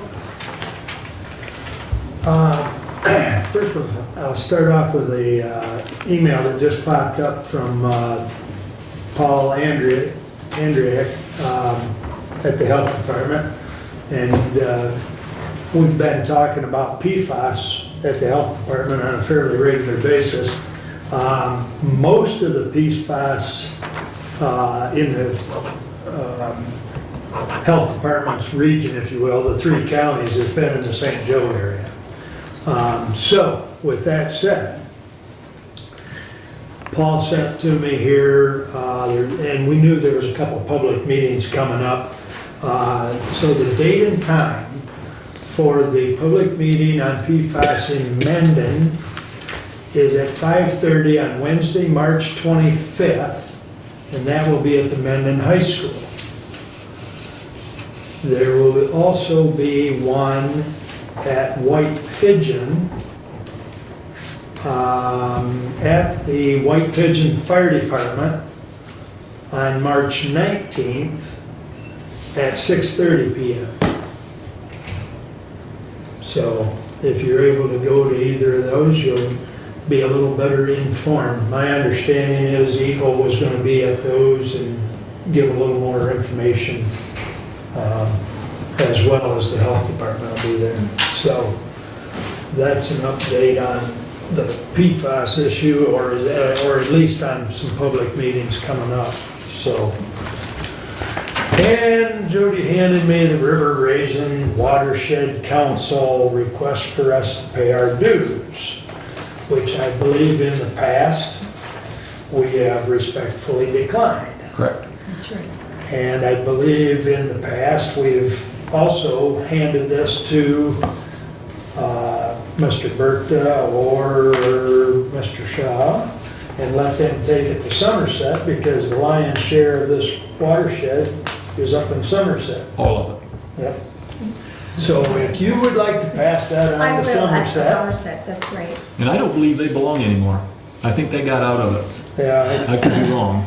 Somerset, I also believe, haven't heard much about it, but as a county, we don't play any role at all, so therefore I don't see why we should be paying the membership fees that they do present us quite faithfully every 2 months, and I do see this, but So to the best of my information, the folks that were here earlier from the Soil Conservation Yes. District, they do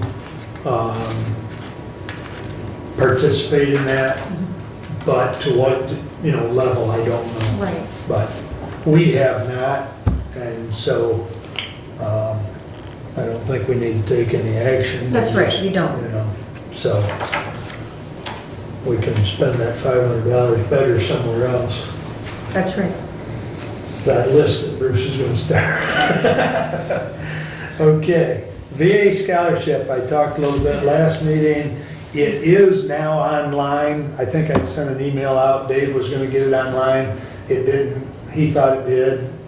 He had Nikki working on a stack of stuff, and I guess that she didn't get down to that part of the stack. So he did get it up and loaded yesterday. It's actually in 2 different places. Let me pull this back up real quick and I'll tell you exactly where. He said it is both on the public notices and on the VA pages. So you can access that for any senior that you know that has parents or grandparents that were veterans or are veterans.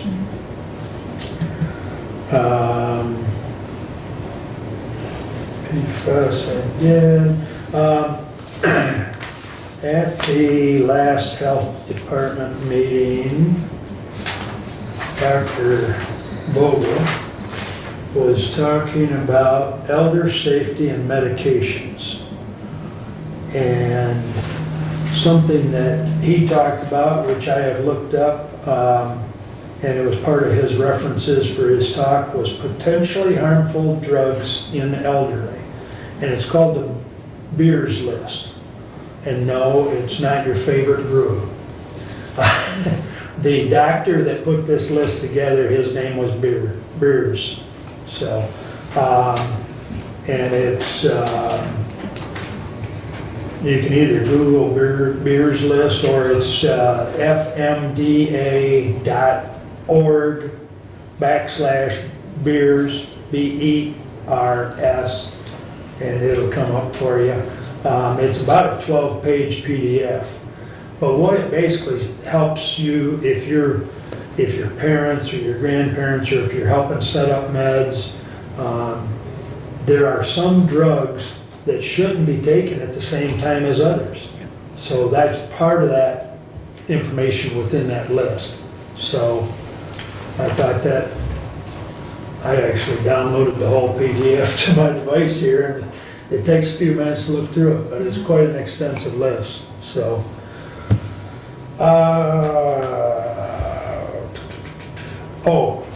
The Soil Conservation District, we have historically not given to the tire collection.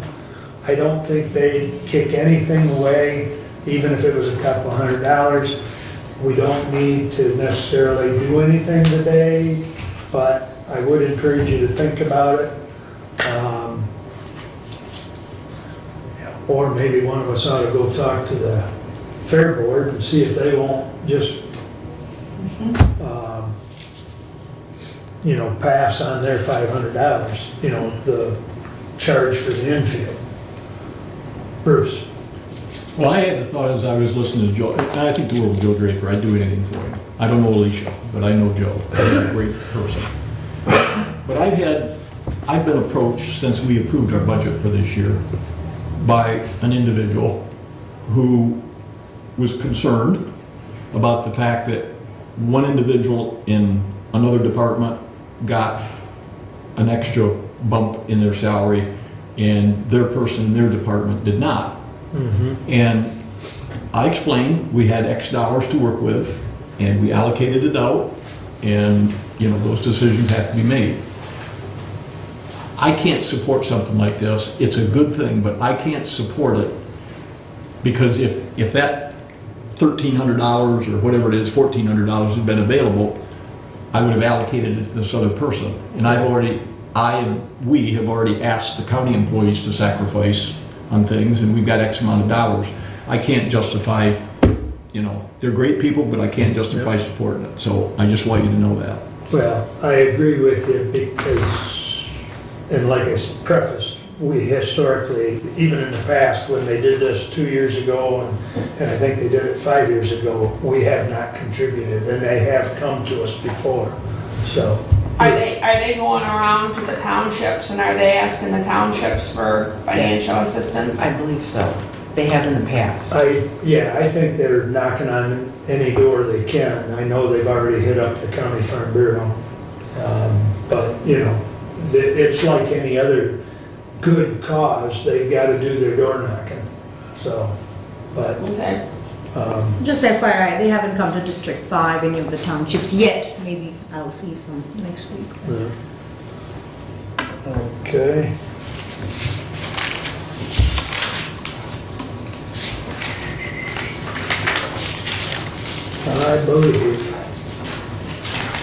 I believe that's all I've got, unless there's a question or two. Anyways, where are we at? Back to public comment. Anyone wish to address? I gotta wake up. Long string day. You guys doing a good job today. All right. First off, Commissioner Carroll, I'm gonna address that, trying to keep that around. You mentioned that on the drone, that you got that through in the funnel of the grants. What was the one that, through the burns, I'm asking, isn't that an approval that has to go up state in order to get that through there, or not? It's a pretty simple. We Yes, no. don't. Oh, I'm sorry. We don't engage during That's public correct. comment. That's correct. That's correct. Thank you. Okay. Sorry about that. All right, Bruce, I'd like to get a copy of that, what you just had on those, the gun thing there and the violence and such, if I get a copy of it. On the gun stuff? Yes, sir. Okay. Appreciate that. And not get into too much here, but put other things aside. Last time I mentioned to you, Mark, and you had just responded, which normally you don't, and that was because of what I had brought up as a sore subject. And in doing so, what I'd like to ask is, do I have to get a FOIA, or do I make a request of you, just outright, that for what Neil Brady's decision was to say that there was no issue, and is there any letter that has been sent up to the AG to find an approval of what the situation is with Mr. Albright?